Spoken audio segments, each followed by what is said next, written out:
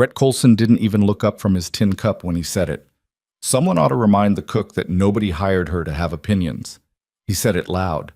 Loud enough for every man around that fire to hear. Loud enough so she would hear it too, standing not 10 feet away with a cast-iron pot still burning her hands through the rag. Brenna Hale didn't drop the pot. She didn't cry. She just stood there and took it, the way she'd been taking things her whole life. But here's what Rhett Colson didn't know, what none of them knew. The woman they were laughing at was about to save every single one of their lives. Damn, if this story already has you asking what would I have done, you're exactly who I made this for. Hit that subscribe button right now and follow Brenna's story all the way to the end, because I promise you, what happens next will stay with you. Drop a like and leave a comment telling me what city or country you're watching from. I want to see how far this story travels. Now, let's go back to where it all began. The morning they buried Thomas Hale, the ground was still half frozen. It was early April, the kind of cold that doesn't apologize, and the preacher rushed through the words because he had 2 more services before noon and a long ride between them. There were 6 people at the grave. Brenna counted them, not because she wanted to, but because her mind had to do something while the rest of her refused to work. 6 people. Thomas had known hundreds. She was 21 years old, she had married him at 19 and loved him fiercely and imperfectly, argued with him about money more times than she could count. And now she was watching a man lower her husband into the earth with the same detached efficiency of someone unloading feed sacks. Nobody held her hand. The neighbor woman, Mrs. Daughtry, broad-shouldered, always smelling faintly of lard, patted Brenna's arm twice and said, "You're young yet. You'll find another." Like Thomas was a lost glove. Like grief had an expiration date stamped on it somewhere Brenna just hadn't found. She nodded. She said thank you. She waited until everyone left before she sat down in the cold mud beside that mound of broken earth and let the silence have her for a while. Thomas had died of a fever. Not heroically, not tragically. Just a fever that started on a Tuesday and was finished with him by Sunday morning. The doctor had charged $3 for 4 visits that didn't help, and the landlord came by Thursday, before Thomas was even in the ground, to ask about the next month's rent.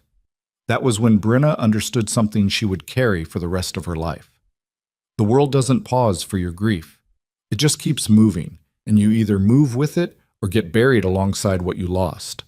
She had $14 to her name, no family within 200 miles. The small house they'd rented on the edge of Caldwell, Kansas, belonged to a man who needed it back by May 1st. Thomas had talked about land, always talked about land, a homestead somewhere west, something they could call their own.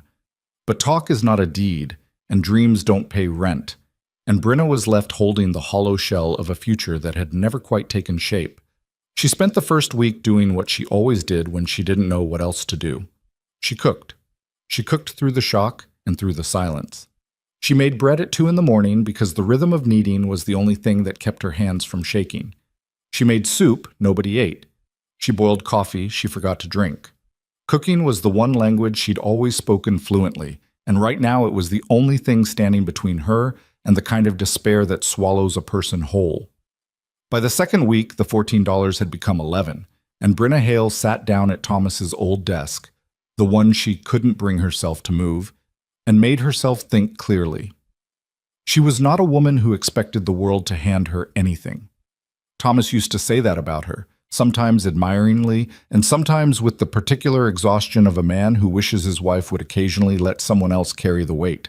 "Brenna," he'd said once, after she'd repatched the roof herself rather than wait for him to hire someone, "you ever think about just asking for help?"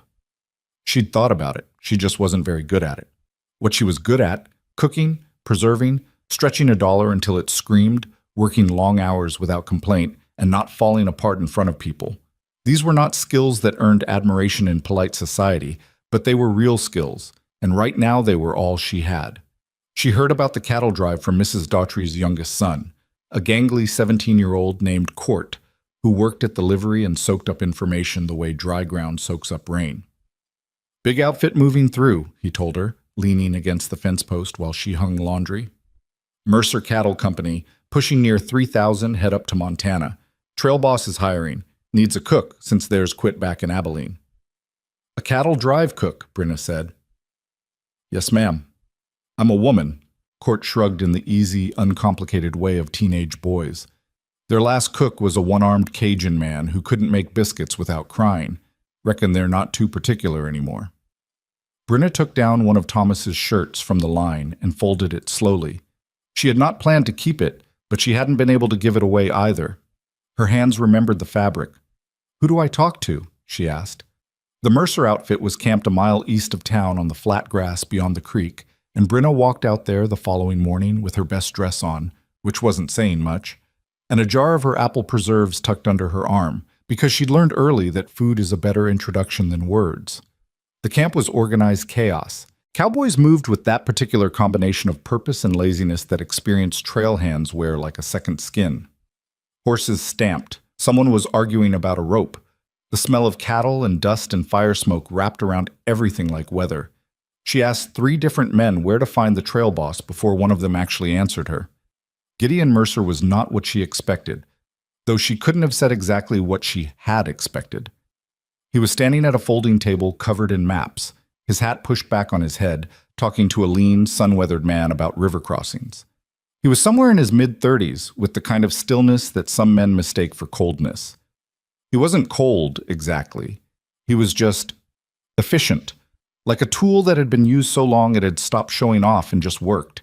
He glanced up when she approached. His eyes, dark, tired, evaluating, moved from her face to the jar under her arm and back again. "You're not a cowboy," he said. "No, sir? I've got 6 men already trying to tell me how to run this drive. I don't need more opinions." "I'm not here to give you opinions," Brenna said. "I heard you need a cook. I'm here to cook."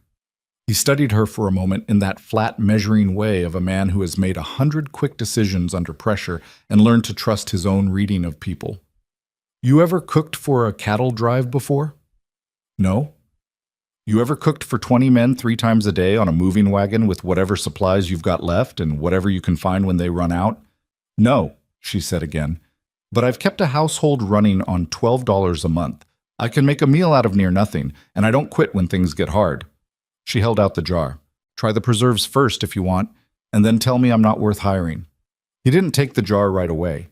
He just looked at her, and something shifted in his expression. Not warmth, not quite, but a slight recalibration, like a man revising a map in his head. "The pay is $40 for the full drive," he said. 10 weeks, maybe 12. Montana's the destination. You sleep at the wagon, eat with the crew, and you don't complain about the conditions because the conditions are going to be bad. "I haven't complained about conditions in a long time," Brenna said. He took the jar. She was hired. Moshe. The drive left Caldwell on a gray Thursday morning with the kind of departure that felt less like an adventure and more like a problem getting underway. 3,000 longhorns have no interest in going anywhere in a straight line, and the first 2 hours were a profanity-laced negotiation between men on horseback and cattle who had their own ideas about direction. Brenna drove the supply wagon.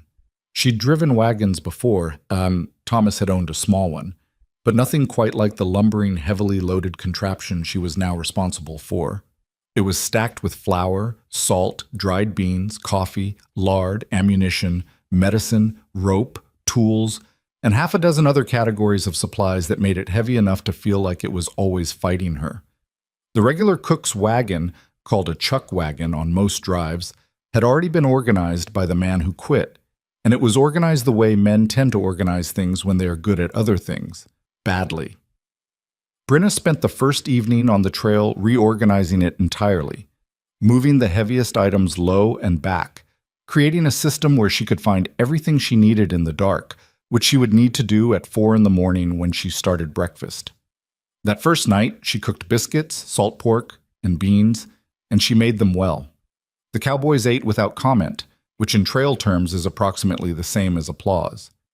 One man sat slightly apart from the others. He was broad through the shoulders, with a jaw that seemed to carry a permanent decision in it, and he watched the other men eat with the proprietary attention of someone who has spent years being responsible for every outcome. Gideon Mercer ate last, which she'd noticed, and he ate without wasting a single motion. He caught her watching him. She looked away first. The second day, she learned the names of the men she'd be feeding for the next 10 to 12 weeks.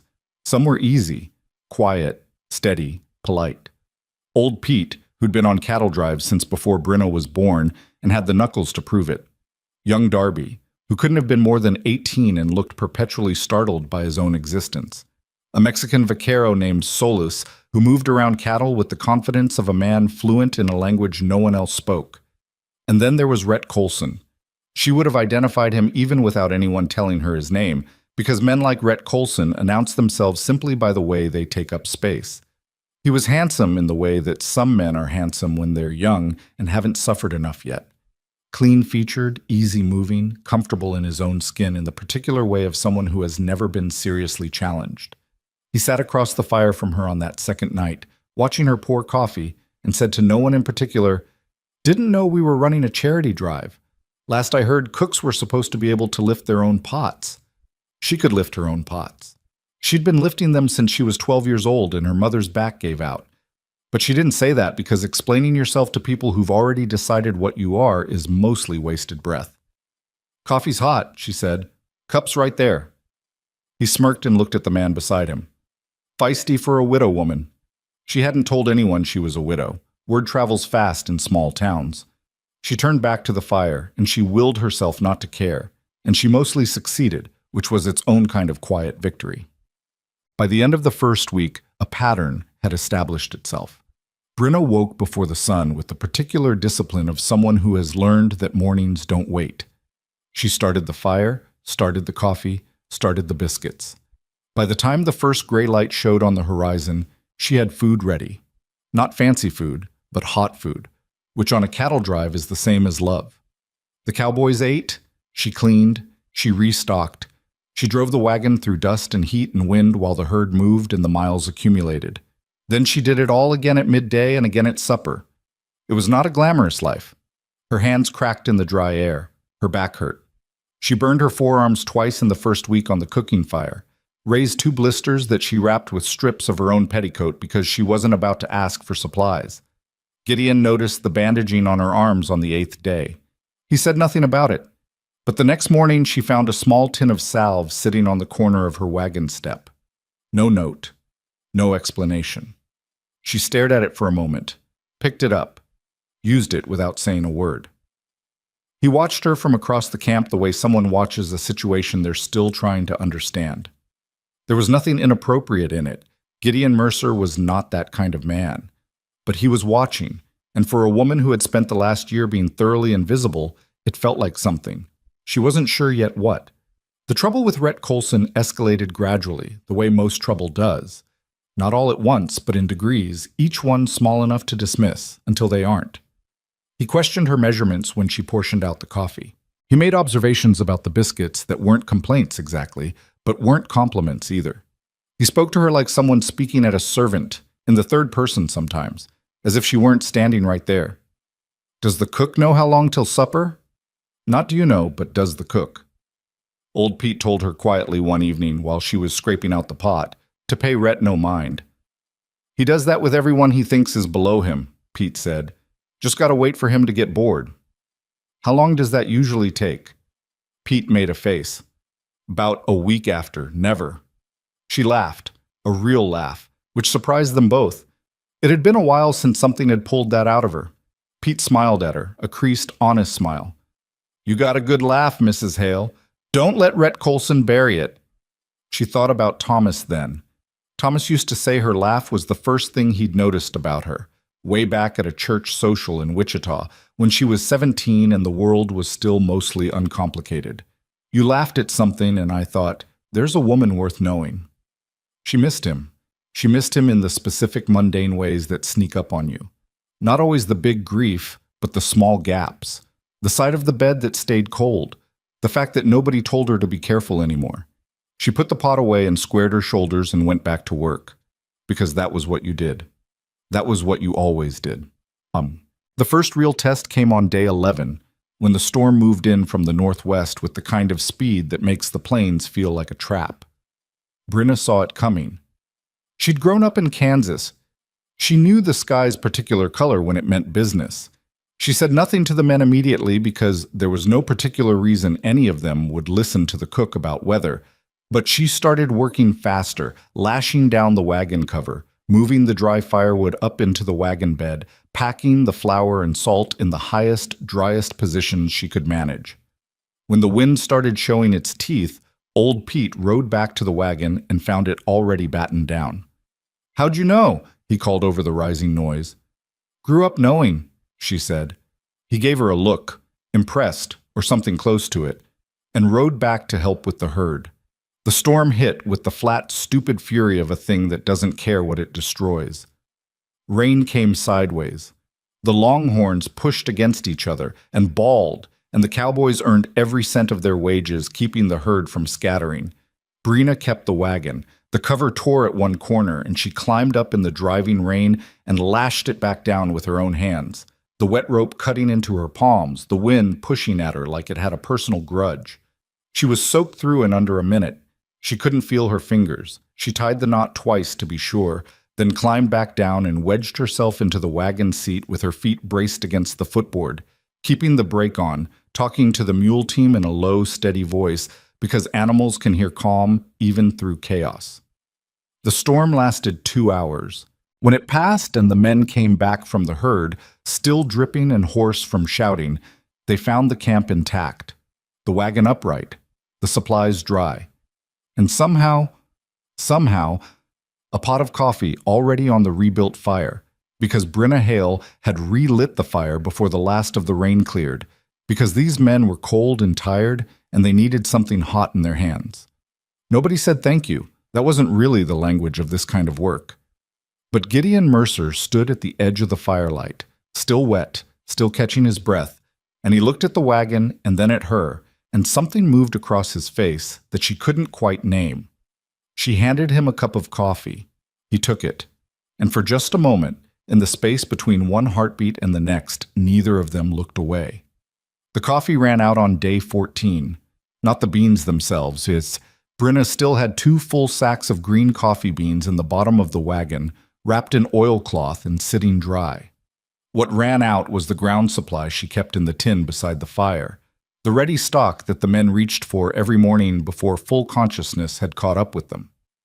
Someone, she never found out who, had been helping themselves to extra portions in the night, and by the time she opened the tin on the morning of the 14th day, there was maybe enough for half the crew. She stood there looking at that tin in the pre-dawn dark for a long moment. Then she started grinding. She didn't have a proper mill. What she had was 2 smooth river stones she'd picked up at the last creek crossing, specifically because she'd noticed the grinder on the wagon was developing a crack in its handle. She'd said nothing about it at the time because nobody had asked her opinion about the equipment, but she'd picked up those stones and wrapped them in cloth and tucked them in the corner of the wagon where they'd been waiting for exactly this kind of situation. She ground enough coffee for 22 men before the first cowboy stumbled out of his bedroll. It took her 40 minutes, and her wrists ached all the way to the elbow. But the coffee was hot, and it was ready, and not one man knew the difference. Old Pete knew. He watched her wrap her right hand around her left wrist and press, the way you do when something aches but you're not going to admit it, and he knew. He said nothing, but he started bringing her firewood in the evenings without being asked, just setting it quietly beside the wagon and walking away. And that was its own kind of language. Rhett Colson did not bring firewood. Rhett Colson did not do quiet things. What Rhett did on the morning of the 15th day was walk up to the wagon while Brina was sorting through the medicine box. They'd had a man take a bad fall the previous afternoon. Nothing broken, but his shoulder was swollen, and she was trying to find the arnica. And he leaned against the wagon wheel and watched her with the particular leisure of a man who has nowhere better to be. "You know what's funny?" he said. She kept her eyes on the medicine box. "I doubt it. Mercer's been trail bossing for 8 years. Never once let a woman ride with the outfit." He picked at something under his thumbnail. "Makes you wonder what you've got that the rest of his cooks didn't." "The ability to make biscuits without crying," she said. "I've heard that's rare." He didn't like that. She could tell by the small tightening around his eyes. Just a flicker, but she was paying attention. Men like Rhett Colson have a particular response to women who don't flinch, and it was never admiration. I'm serious, he said, dropping the casual tone like a mask he'd gotten bored of wearing. The men are talking. Let them. I'm telling you as a courtesy. She finally looked up at him. Rhett, I've got a man with a banged shoulder who needs arnica. I've got lunch to start in 2 hours, and I've got about half a pound of dried apple left that I'm trying to make stretch into something worth eating tonight. If you've got something real to say it. Otherwise, move away from my wagon. He stared at her. Then he pushed off from the wheel and walked away without another word, and she turned back to the medicine box, and her hands were completely steady, and she was quietly, privately furious about what he'd implied, and she was also absolutely not going to show it. The man with the swollen shoulder was a quiet, compact cowboy named Ellis, who'd been on 3 drives with Gideon and had the weathered patience of someone who has made peace with discomfort. He accepted the arnica with a nod and said, "Much obliged, Mrs. Hale." "Brina," she said. "Mrs. Hale makes me feel like someone's mother." Ellis almost smiled. "All right, Brina." He tested the name carefully, like a word in a foreign language he wasn't sure he was pronouncing right. "How's it feeling?" "Like I got thrown off a horse," he said. "That's because you got thrown off a horse." "Yeah." He looked at the arnica tin. "My wife uses this stuff. Back home in Laramie." She paused. "You've got a wife in Laramie?" "And 2 boys." He said it the way men on the trail say things about home, quietly, with a specific kind of grief that's not really grief, more like a held breath. 7 and 9. She looked at this man who had been just another face around the fire for 2 weeks, and she saw him suddenly as a complete person, husband, father, someone's anchor, and the world rearranged itself slightly. "They know you're all right?" she asked. "I sent a letter back in Caldwell." He shifted his shoulder and winced. Whether it got there is between the Postal Service and fate. She put the arnica back in the box and handed him a clean cloth to wrap it. "You send the next one from whatever town we pass through. I'll make sure you've got time to write it." He looked at her. "Why?" "Because those boys should know their father's got a sore shoulder and not a broken neck." She closed the medicine box. "And because someone should have said that to you before now." Ellis was quiet for a moment, then, "Rhett's wrong about you, for what it's worth." She lifted the box back into the wagon. "I know. I just thought someone should say it out loud." She didn't answer, but she carried that sentence with her through the rest of the afternoon like a coal in her pocket, something small and warm that she didn't let herself look at too directly for fear of losing it. The days had a rhythm now, the way hard things develop rhythms when you stop fighting the hardness and just move with it. She woke before dawn, rebuilt the fire, started coffee, started biscuits, fried whatever protein was available. Salt pork mostly. Sometimes bacon when the supply held. Occasionally game that Solis brought in with the particular quiet efficiency of a man who hunted the way other men breathed. She fed 22 men 3 times a day and kept the wagon moving and the supplies organized and the medicine box stocked and the water barrels full when they were near water and carefully rationed when they weren't. It was more work than she had ever done in her life, including the months after Thomas died, when she'd been holding herself together with nothing but stubbornness and biscuit dough. And yet there was something about it that felt, in a way she couldn't quite explain to herself, less lonely than sitting in that small rented house in Caldwell, waiting for her life to decide what it wanted to do next. Out here, at least, she was necessary. Not loved, not respected, not particularly visible, but needed, which is its own kind of anchor. Gideon Mercer remained a puzzle she was not actively trying to solve. He was present at every meal and absent from most conversations, which is a rare combination in a man. He listened more than he spoke. When he did speak to the crew, he was direct without being harsh. Direct the way a compass is direct. Not because it's trying to be blunt, but because pointing accurately is simply its function. He made decisions fast and he owned the consequences of them, which she'd noticed was not as common a quality as people like to pretend. He had not mentioned the tin of salve. She had not mentioned it either, but she'd used it every night on her cracked hands and burned forearms, and on the morning of the 17th day when it ran out, she found a second tin on the wagon step. Still no note. She picked it up and turned it over in her hands. It was the good kind, better than what she would have bought for herself, which was a detail she noticed and didn't know what to do with. She went about her morning and she did not look for him across the camp, and she absolutely noticed exactly where he was.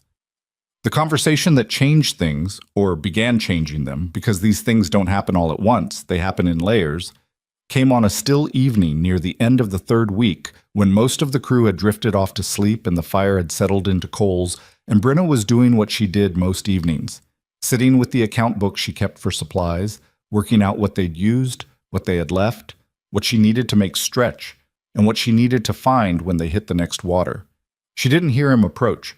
He moved quietly for a big man. "Mrs. Hale." She looked up. He was standing just outside the direct firelight, hat in hand, which she realized she'd never seen before. He always had the hat on. "Mr. Mercer." He sat down across from her, not close, not far, the appropriate distance of two people who are not friends but have stopped being strangers. He looked at the account book. "How are the supplies holding?"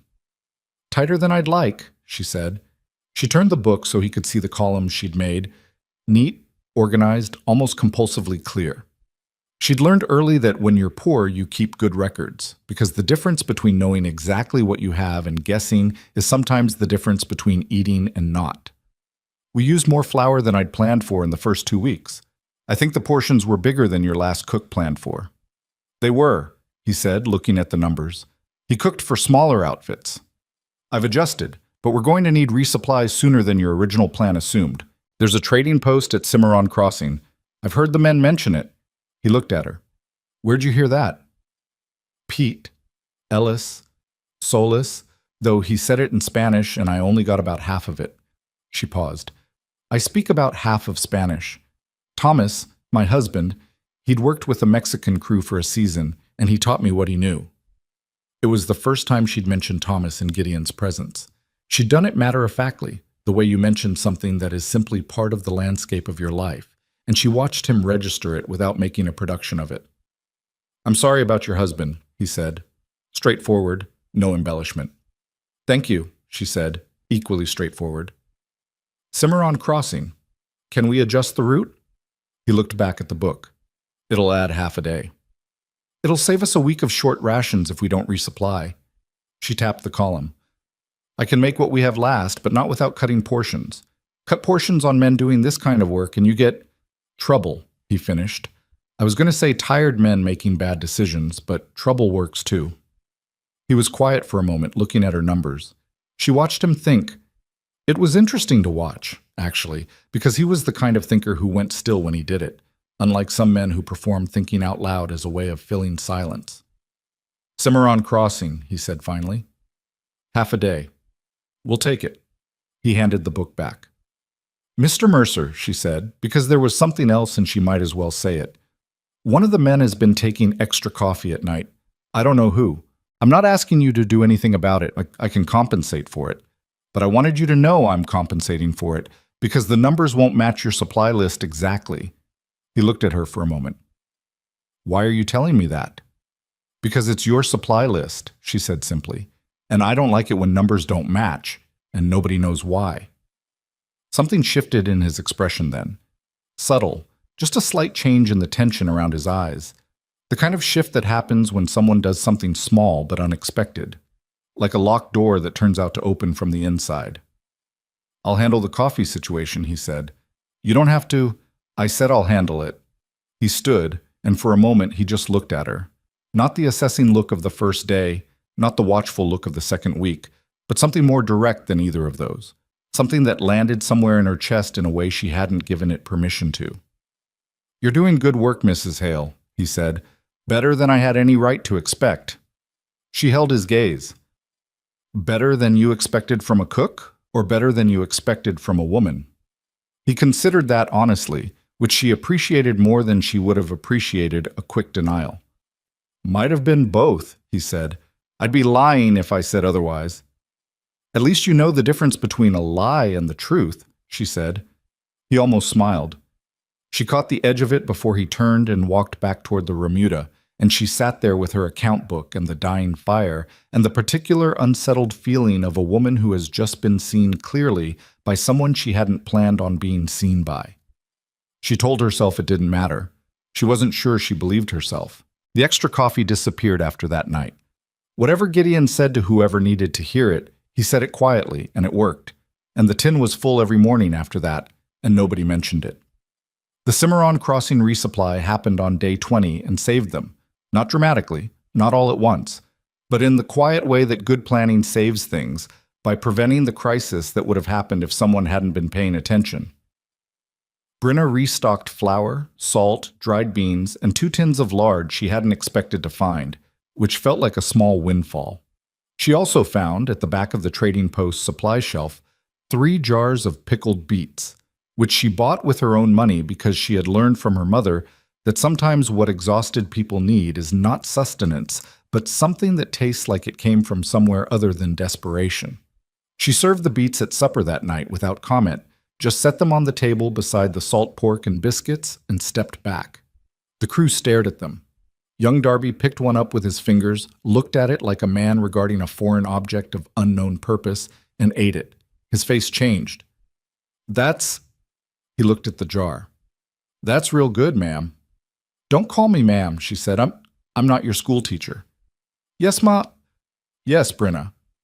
Around the fire, something loosened. Not a celebration, nothing as dramatic as that, but a small collective exhaling, a jar of pickled beets and the acknowledgement that someone had thought to get them. That was all it was. But sometimes that's exactly enough. Rhett Colson did not eat the beets. He sat across the fire and watched the other men enjoy them, with the particular sourness of a man who has decided to find everything irritating and is annoyed that his irritation isn't being noticed.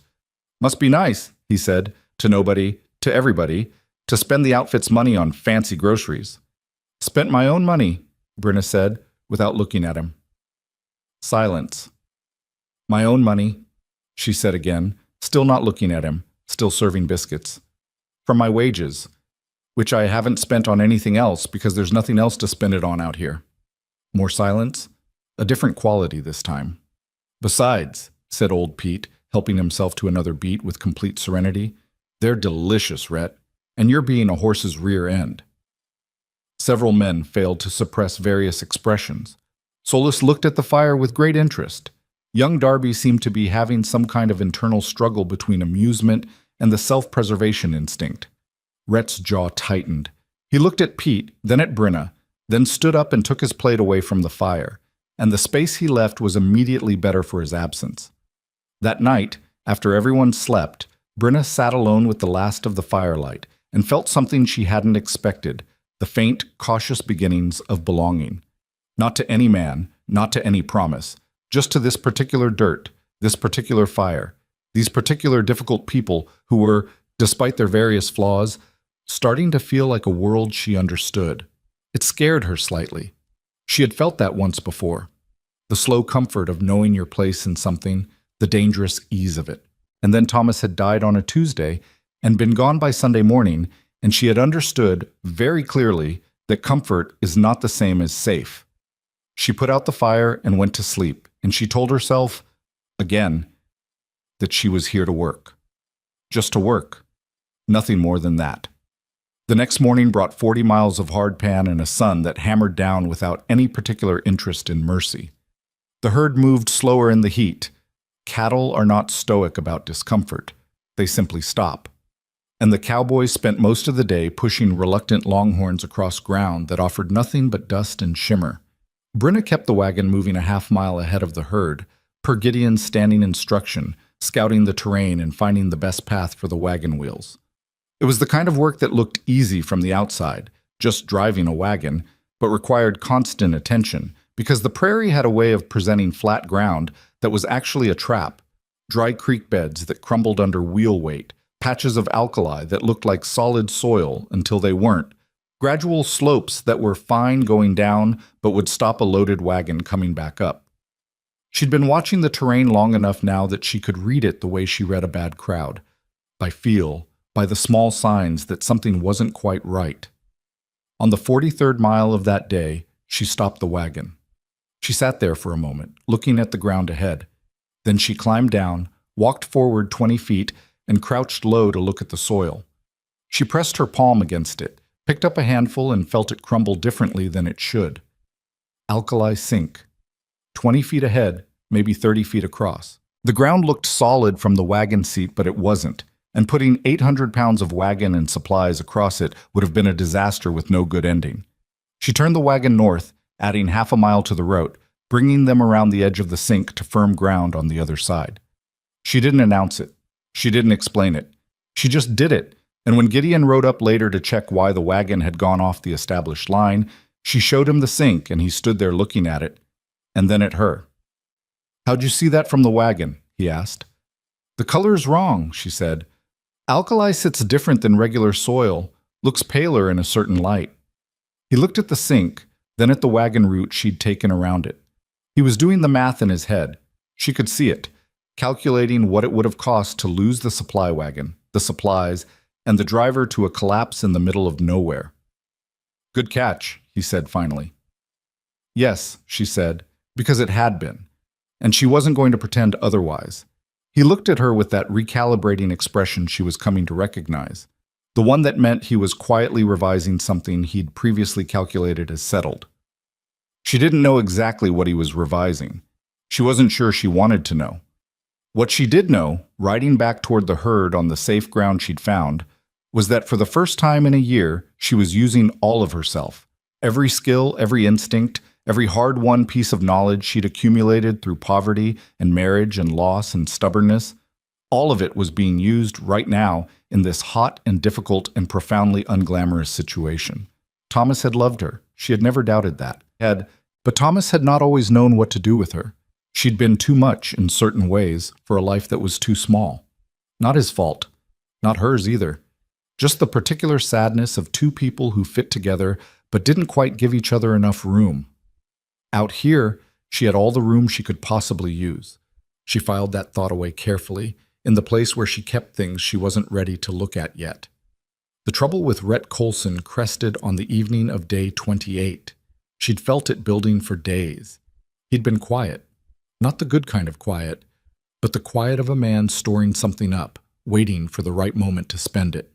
She'd watched it in the way he looked at Gideon during meals, the way he tracked the conversations between her and the other men, the way he'd started eating faster and leaving the fire sooner, as if even proximity to something he resented was a personal insult. She didn't know what had changed, but something had. That evening, supper was antelope. Solis had brought down 2 of them that afternoon, and the meat was good, better than the salt pork they'd been living on, and the mood around the fire was accordingly better than usual. Men ate well and talked more and laughed at things that weren't particularly funny, the way people do when they've been given a small relief. Brenna was serving second helpings to the men who wanted them when Rhett stood up. He didn't say anything at first. He just stood, and the standing was its own kind of declaration, because he was tall and broad, and he knew it, and standing up in a group of seated men is the first move in a particular kind of game. "I've been thinking," he said. He said it to the group, but he was looking at Brenna. "Dangerous habit," said Pete, without looking up from his plate. "I've been thinking," Rhett said again, louder, ignoring Pete, "about how this drive is being run, specifically about who's making decisions." He paused. "Specifically about who the trail boss seems to be taking advice from." The fire crackled. Someone shifted. The temperature of the group changed, that subtle way it does when people sense a collision coming and start calculating where they're standing relative to it. Brenna kept serving. Her hands were steady. Her jaw was not. "You mean me," she said. Flat. Clear. "I mean," Rhett said, smiling the way people smile when they want you to know the smile is a weapon, "that it seems odd. A widow woman hired as a cook, making route decisions, adjusting supplies, having private conversations with the trail boss after everyone's gone to sleep." He let that land. "Some of the men have noticed. I'm just the one saying it out loud." The fire crackled again. Somewhere in the darkness, a horse stamped. Brenna set down the pot. She turned and looked at Rhett Colson directly, which she realized she rarely did. She usually looked slightly away, or through him, the way you learn to deflect certain kinds of attention. But now she looked straight at him, and she said, clearly enough for everyone to hear, "Say what you're actually saying, Rhett. Don't make the rest of these men sit through the performance. Something shifted in his face. He hadn't expected her to call it. I'm saying you're not what you're pretending to be, he said. The smile was gone now. What was underneath it was less careful. And Mercer's too distracted to see it. The word he'd chosen instead of distracted hung in the air like smoke, and every man around that fire heard the word he'd meant to say instead. Then a voice came from behind Brenna, quiet, completely level. That's enough. Gideon had been at the remuda. Nobody had heard him approach. He stood just inside the firelight now, and his face was entirely still, and that stillness was somehow more alarming than anger would have been. Rhett, he said. Rhett straightened slightly. The bravado recalibrated, not disappearing but reorganizing itself. Mercer, I'm just saying what the men— You're not saying what the men think, Gideon said. You're saying what you think, and you can think whatever you like, but you will not stand in this camp and imply what you just implied about a woman who has worked harder than any man here for 28 days. He paused. Not in my camp, not in front of my crew, not ever again. Silence. Real silence, the heavy kind. Rhett's jaw worked. I meant no disrespect. Yes, you did, Gideon said simply. We both know that. Everyone here knows that. So let's not add dishonesty to it. He looked at Rhett for one more long moment. You're on first watch tonight, and the night after that. And however many nights after that it takes until I'm satisfied you remember that every person in this outfit earns the same basic courtesy. Get your gear. Rhett looked at the assembled crew. At Pete, who was looking at his hands. At Ellis, who was looking at Gideon. At Darby, who was looking at literally anything else, and found no support in any direction. He picked up his hat from the ground, put it on without looking at Brenna, and walked out of the firelight. The fire crackled. Gideon looked at Brenna. Gideon, you all right? She was aware of 20 pairs of eyes, all carefully pointing in other directions. Fine, she said. She picked up the pot. There's still second helpings if anyone wants them. Nobody moved for a moment. Then old Pete held out his plate, and the moment broke, and the camp resumed the ordinary business of being a camp. And Brenna moved around the fire, serving antelope meat and breathing slow and even through her nose. She did not look at Gideon again that evening. She didn't need to. She could feel the shift as clearly as the change in wind direction that comes before a storm. Something had crossed from one side to another, and there was no uncrossing it. She didn't know yet what to call it, or whether to call it anything at all. She knew only that when Gideon Mercer had told Rhett Colson that she'd worked harder than any man in the outfit for 28 days, he hadn't said it like a compliment. He'd said it like a fact he'd been keeping careful account of. And facts, she had learned, have weight. She washed the pots that night, and she watched the stars come out over the flat, vast darkness of the prairie, and she thought about Thomas, who had loved her but not always known what she was worth. She thought about $14 and a frozen grave and a landlord who came on Thursday. She thought about a tin of salve left on a wagon step with no note. And she thought, carefully, cautiously, like a woman stepping around an alkali sink, that there are different kinds of being seen, and that some of them matter more than you plan for. The days after the Rhett Colson incident settled into something different. Not peaceful. Peace was not a word that belonged on a cattle drive, but different. The air around the fire had changed the way air changes after lightning strikes. Cleaner, somehow, but also charged with the awareness that the storm had proven it could come back. Rhett served his extra watches without complaint, which told Brenna more about him than his outburst had. He was a man who pushed until he found the wall, and once he found it, he stopped. Not because he'd changed his opinion, just because the wall was there. She watched him from the corner of her eye, the way you watch weather on the horizon. Not afraid of it, but not forgetting it either. What changed more noticeably was the crew's relationship with her. It was not dramatic. Nobody made speeches. But Ellis started bringing her water from the barrel without being asked, so she didn't have to stop cooking to fetch it. Darby, sweet, perpetually bewildered Darby, started washing his own plate without waiting to be told. And then started washing whoever was sitting next to him too, as if he'd discovered the concept of helping and found it agreeable. Even Solis, who communicated primarily through efficiency and the occasional raised eyebrow, began appearing at the wagon with game more regularly, laying the day's kill where she could find it without any ceremony at all, the way cats leave things on doorsteps. The crew didn't love her. She didn't need them to. But they had arrived, collectively, and without a meeting to vote on it, at a species of respect that expressed itself in small practical courtesies, which in Brenna's experience was worth considerably more than love that doesn't carry its own weight. She was careful not to let herself feel too settled by it. Comfort, she had learned, has a way of making you forget to watch where you're stepping. Gideon gave her no reason to forget. He remained what he had always been, present, observant, direct when he spoke, and quiet when he didn't need to speak. But there was something in the way he'd inserted himself into that moment with Rhett that had shifted the invisible geometry between them. He'd defended her not tenderly, but accurately, with the same flat authority he used to make route decisions and weather calls, as if her worth were simply an established fact that some people had been failing to account for, and he was correcting the calculation. She didn't know what to do with that. She kept waiting to know, and it kept not happening. On the 31st day, he told her about his children. It was unplanned. She could tell by the way it came out, not like a prepared statement, but like something that escaped when he wasn't paying close enough attention to the door. They were walking the wagon route at dusk, a thing she'd started doing to check the next morning's terrain, and he'd fallen into step beside her the way he sometimes did now, and they'd been talking about the water situation at the upcoming crossing, and then somehow they were not. "Clara is 8, he said in the middle of a silence, as if the conversation had been going on inside his head for a while and he'd just opened the door to let her in.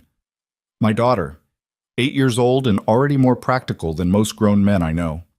Brenna kept walking. She didn't look at him because sometimes people talk more easily when you're beside them rather than facing them. "And your son?" "Jesse, he's 6. A pause.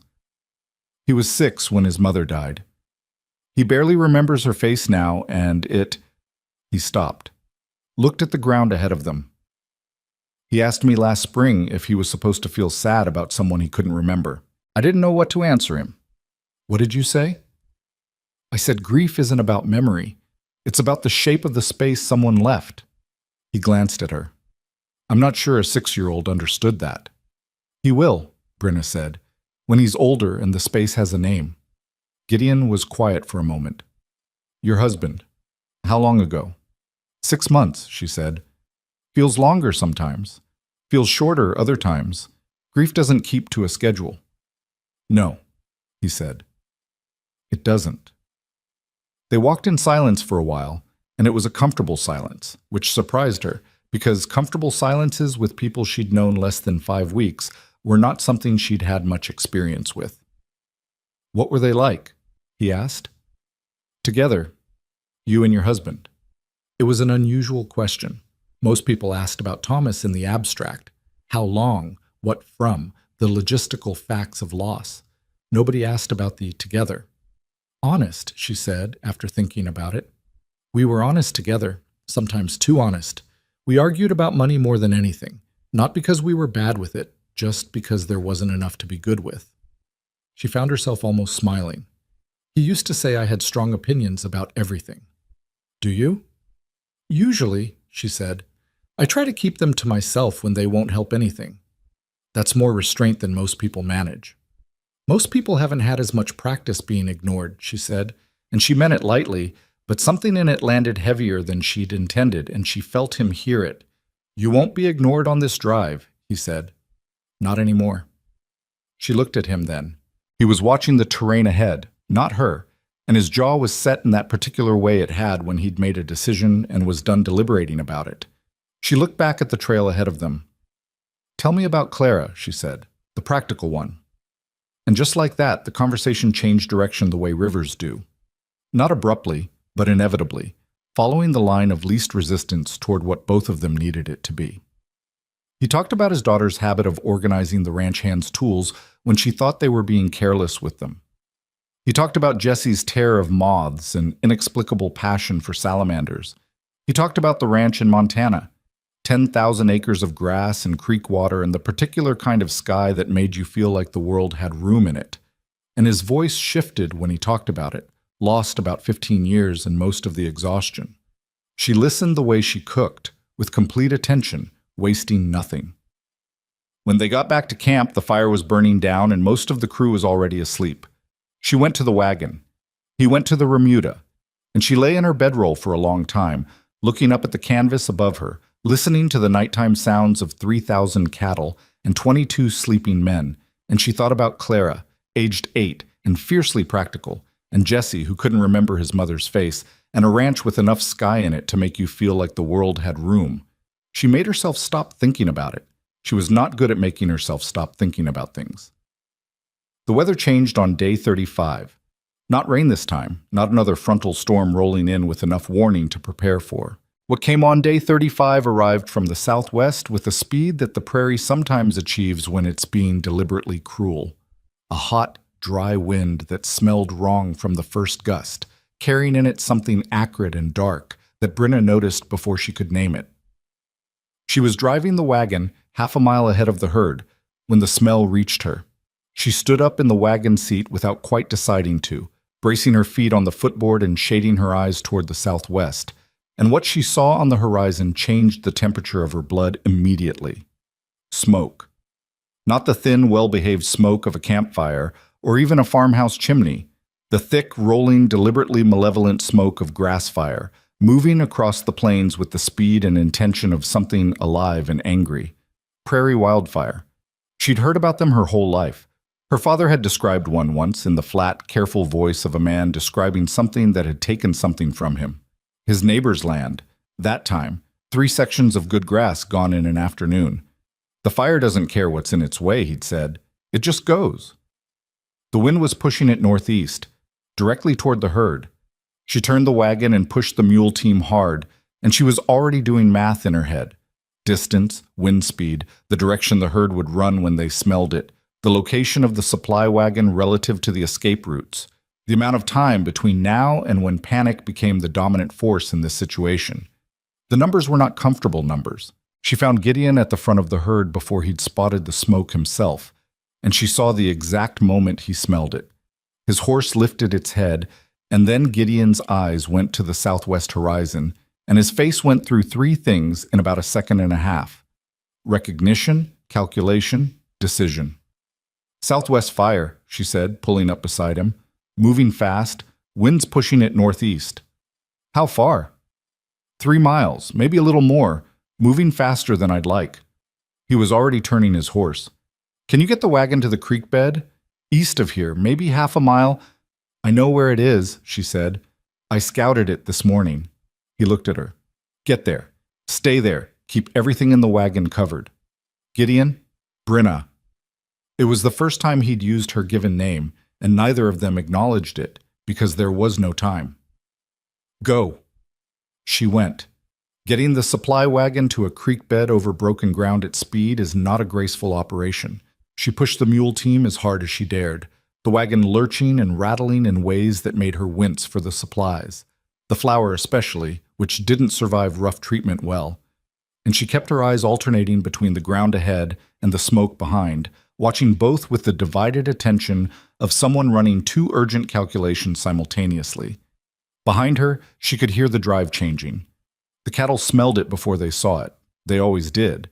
And the sound of 3,000 longhorns going from moving to alarmed is something that, once heard, changes the way you understand what chaos sounds like. It is not loud at first.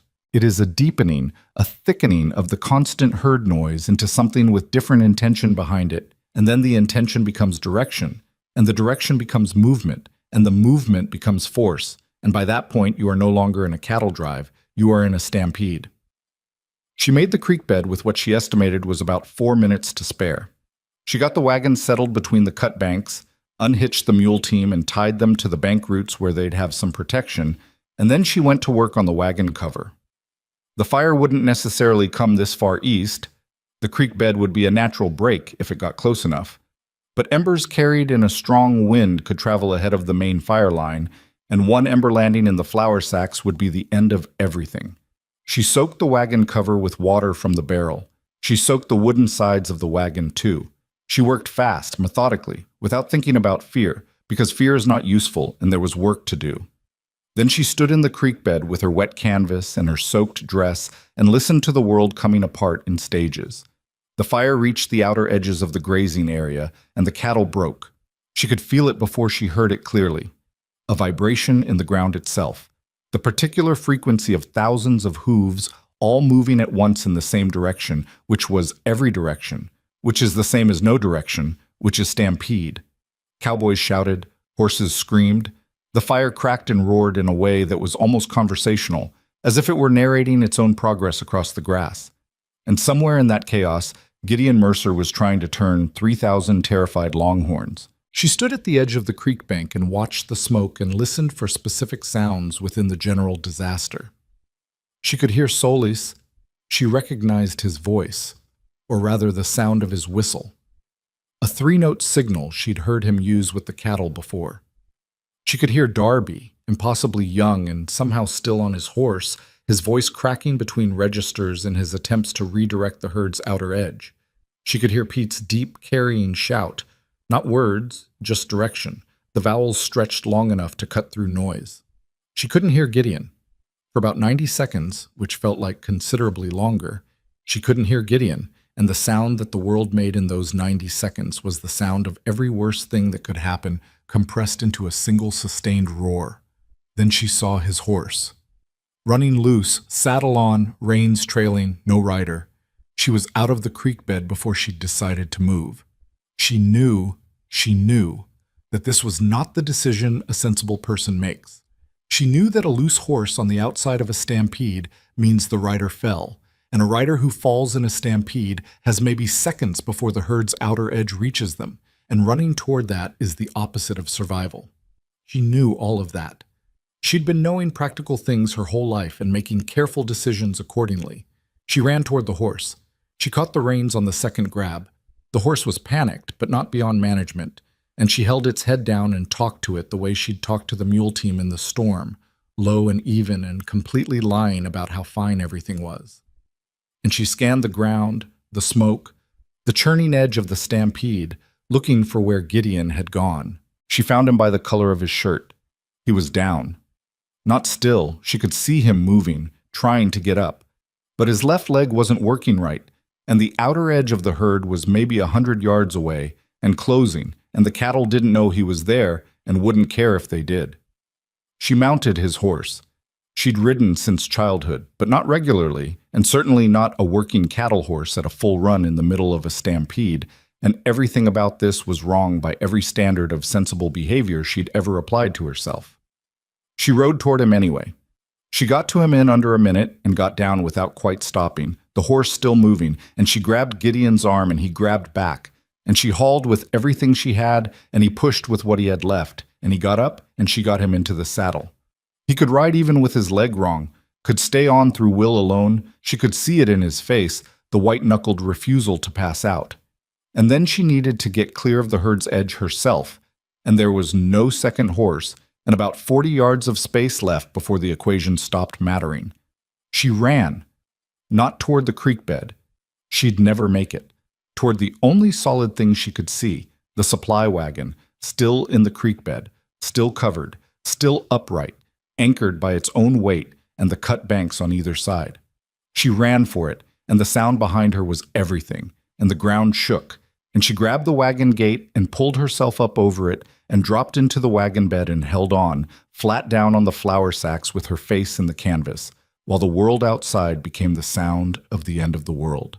The outer edge of the herd swept past the creek bed. Not into it, the banks held the line, as she'd calculated they would, but past it, close enough that she could feel the air displacement and smell the animal heat and hear the individual breathing of individual cattle as they passed, which is a thing she had not known she would be able to hear in a stampede and hoped very much never to hear again.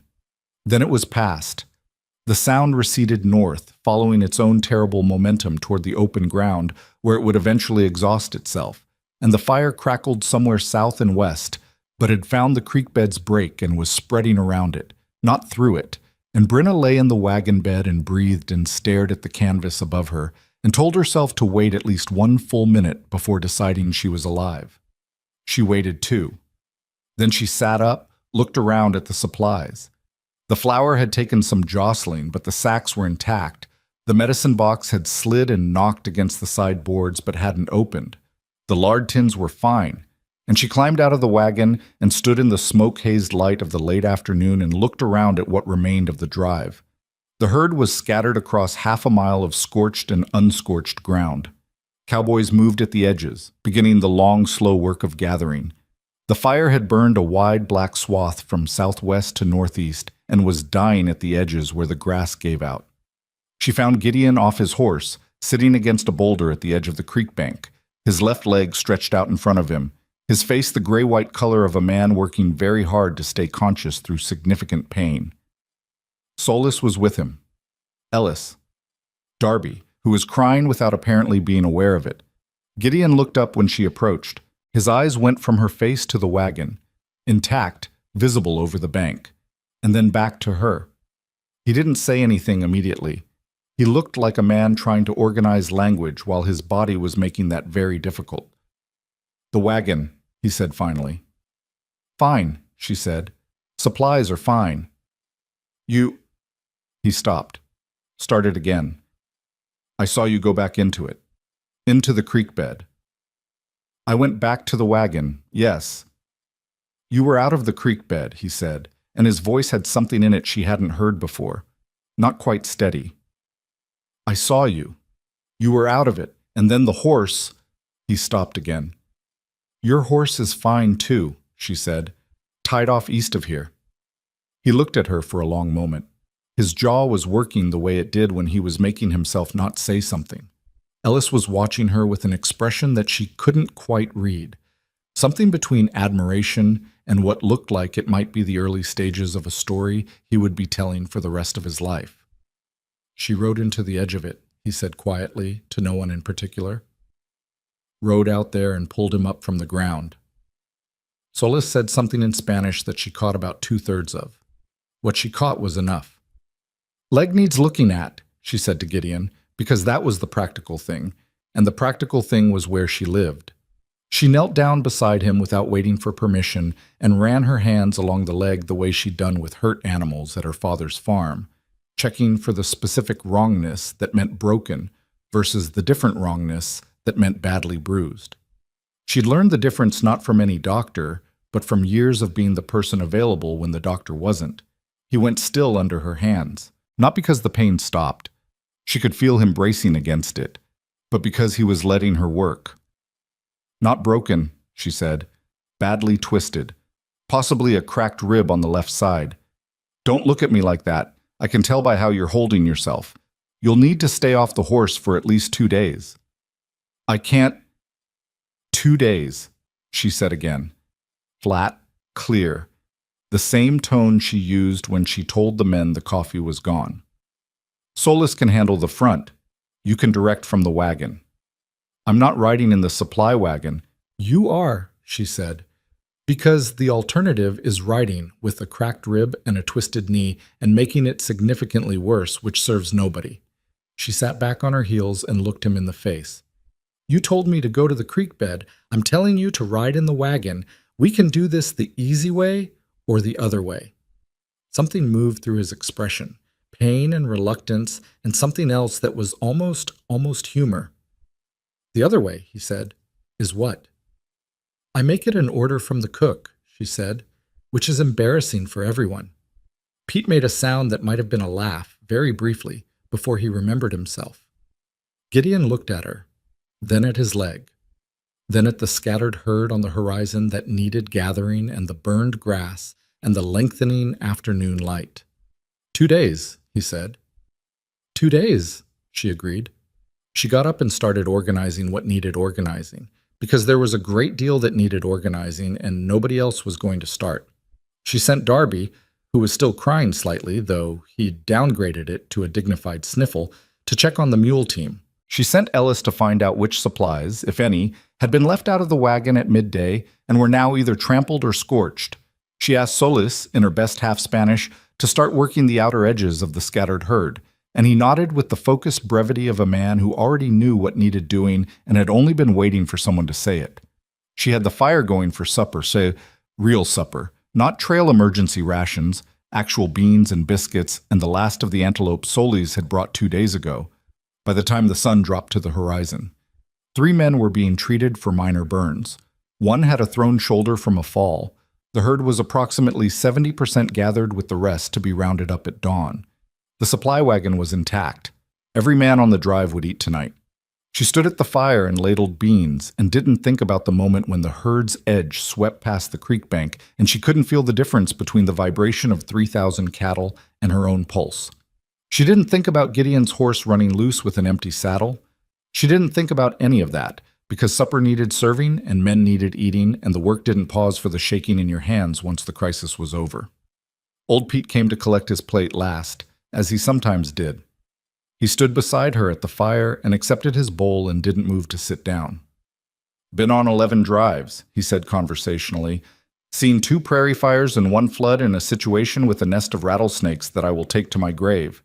He looked at his beans. "Never saw anyone do what you did today." She kept her eyes on the fire. "I did what needed doing," she said. "Most people can't find what needs doing when everything's on fire," Pete said. "That's the thing." He started to walk away, then stopped. Thomas Hale was a lucky man, Brenna. I hope he knew it. She felt that in the way you feel a particular combination of warm and painful that doesn't have a single clean name.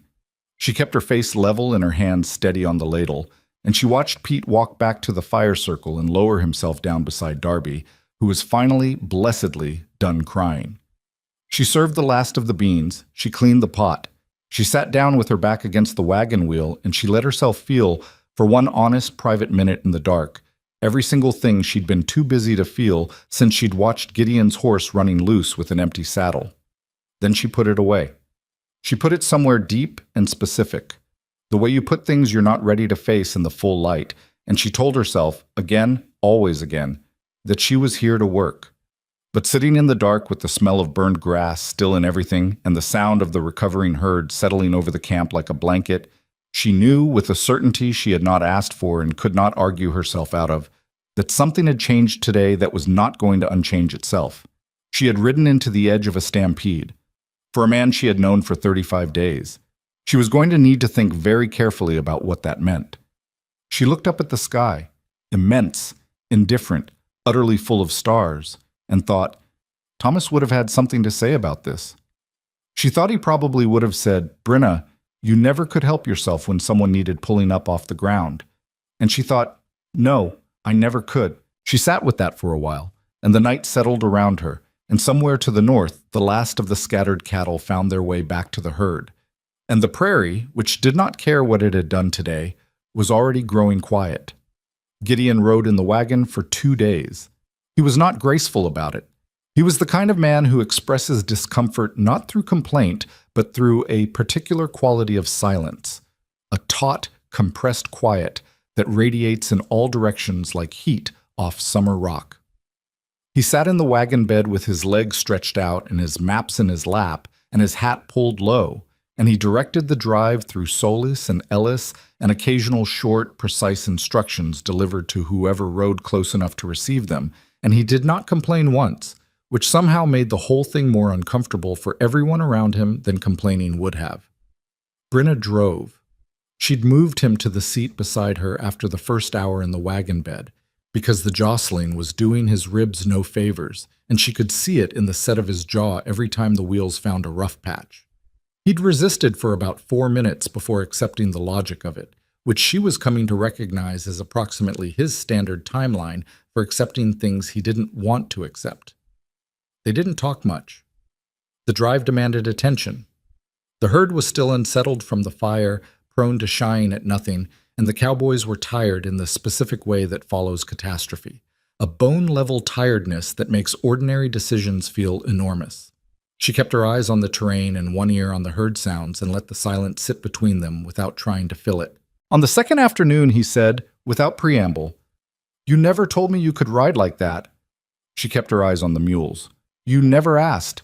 I'm asking now. My father raised horses, not well, but consistently." She adjusted the reins. "I rode before I walked, more or less. Stopped when Thomas and I moved to Caldwell. No horse, no reason to." He was quiet for a moment. Where'd you learn to read terrain the way you do? Same place. You raise horses on bad land. You learn what bad land looks like before you put your horse on it. She glanced at him sideways. Same principle as alkali sinks, just with different soil. He made a sound that might have been acknowledgement, or might have been agreement, or might have been both. Then, the wagon, soaking it down before the fire front reached you.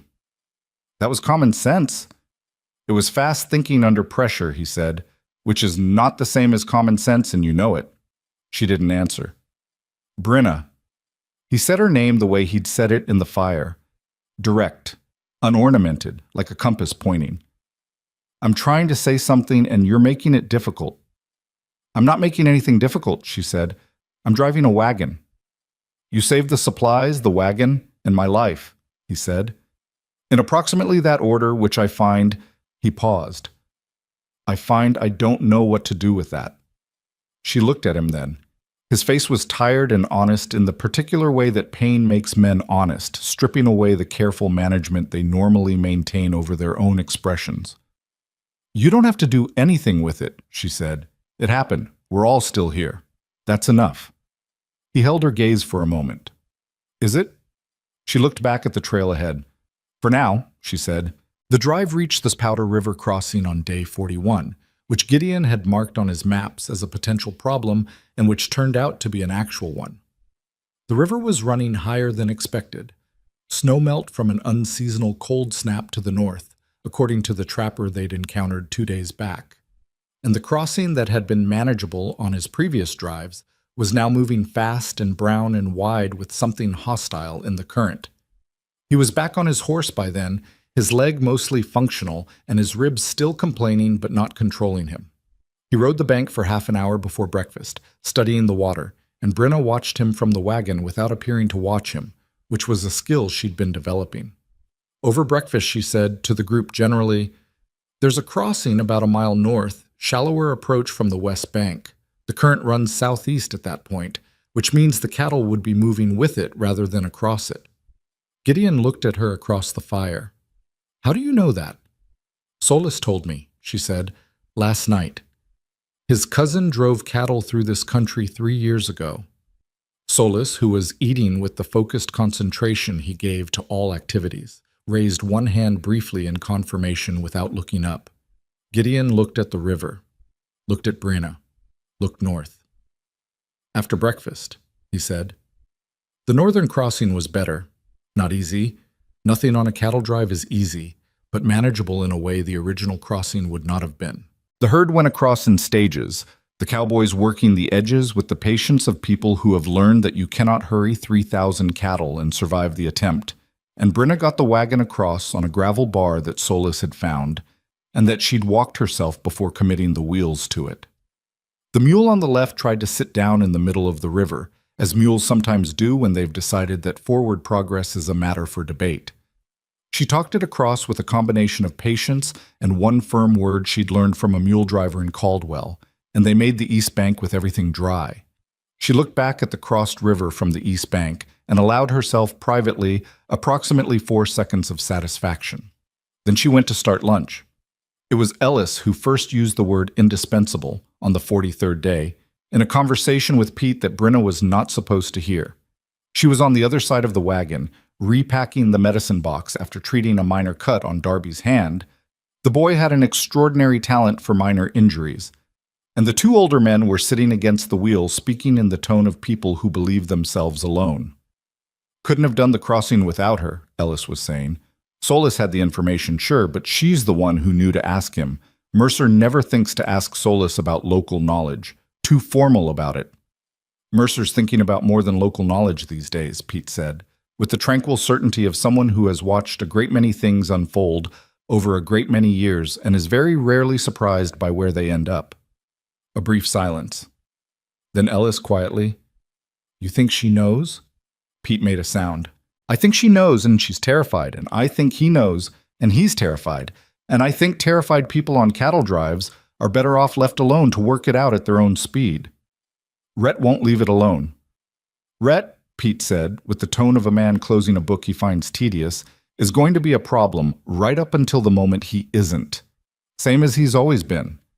Brenna finished with the medicine box and made a small noise so they'd know she was there before she came around the wagon, and both men found sudden urgent interest in their respective coffee cups, and she served lunch and said nothing. But she thought about what Pete had said for the rest of the afternoon, and the thinking didn't make her more comfortable, but it made her more honest with herself, which was not the same as comfortable and was considerably more useful. Rhett had been quiet since Gideon's dressing down on the 28th day. Quiet in the way he'd been quiet before, the stored-up kind, but with a different charge to it now. The fire and the stampede had changed the social architecture of the crew in ways that worked against him. You can't maintain a position of casual dominance over a group of men who have just watched the person you've been condescending to ride into a stampede and pull the trail boss out of it. The story had been told and retold around the fire in the days since, each telling slightly more dramatic than the last, until Brenna, in the version young Darby told, bore a faint resemblance to a natural force rather than a woman on a borrowed horse. She discouraged the retelling when she was present, which meant it intensified when she wasn't. Rhett heard every version. She watched him hearing them in the careful, peripheral way she'd been watching him since the first week, and she saw what it was doing to him. Not chastening him, which would have been too simple, but curdling something in him. The gap between the way he'd positioned himself and the way the crew now positioned her had become the kind of gap that certain types of men find intolerable, because it is a gap in their own self-image and not merely in their circumstances. On the 48th day, she found her spare flour sack cut open. Not dropped, not accidentally damaged, cut, cleanly, along the seam, with something sharp. Flour had seeped out across the wagon bed, maybe 3 pounds of it, which was not catastrophic, but was not nothing either. Not at this stage of the drive when every resource was accounted for. She stood in the wagon and looked at the cut seam for a long time. She could not prove anything. She knew exactly what she thought, and she knew she couldn't prove it, and she knew that saying so without proof would be used against her in ways she didn't have the energy to manage. She swept the spilled flour into a pan. You could still use it, mostly, brush out the dust, and resecured the remaining sacks, and she said nothing to anyone about it. That night she locked the wagon. She'd had a lock since Caldwell, a good one, a heavy brass padlock that Thomas had bought for the storage shed and that she'd kept because it was good quality, and she didn't throw away good quality things. She'd never used it on the drive because there'd been no reason to, and using it now would raise questions she didn't want to answer. But she used it anyway, quietly, after everyone was asleep. And in the morning nobody mentioned it because most of them probably hadn't noticed the wagon was newly locked, and the one who had noticed chose not to say anything. She added a line to her account book that night. Flour, 3 pounds, loss, cause unclear. She wrote it in her neatest hand and drew a line under it and moved on to the next column. Gideon found her on the 52nd day in a moment she hadn't planned for. She'd walked out from the camp in the early evening. Not far, just far enough to be briefly alone, which was a luxury on a cattle drive that she'd learned to take in small, deliberate portions. She was sitting on a low rock outcrop watching the sun go sideways across the grass when she heard his horse and turned to find him riding up without urgency, as if he'd happened across her rather than come looking, though she suspected the former was not the whole truth.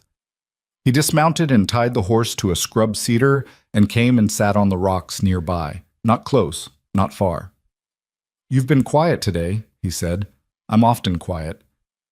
"Different quiet," he said. "The kind that means something's wrong." She looked at the grass. "Lost some flour." Pete mentioned the wagon's locked now. "Flour wasn't damaged by accident," she said. It was the first time she'd said it out loud to anyone. She kept her voice level. "I can't prove it. I'm not going to make an accusation I can't support. But I've locked the wagon, and I'm watching." Gideon was very still beside her. "How much lost?" he said. 3 pounds, minor." She turned the lock's key over in her fingers. She'd taken to carrying it. "It's not the flour, it's the message." "Which is that some people don't change their opinions just because they can't express them anymore," she said. "They just find other ways." The sun had reached that particular low angle that turns everything gold and slightly unreal, and the grass moved in a slow roll like water, and Gideon sat beside her with his elbows on his knees and looked at the middle distance with the face of a man doing arithmetic that he doesn't entirely like the result of. "I'll handle it," he said. "How?" she asked. Not challenging, genuinely asking. "I don't know yet," he said, which she found unexpectedly reassuring. She'd spent too much time around men who always knew, or claimed to. "Don't handle it on my behalf," she said. "Handle it because it's theft and it's a problem for the drive.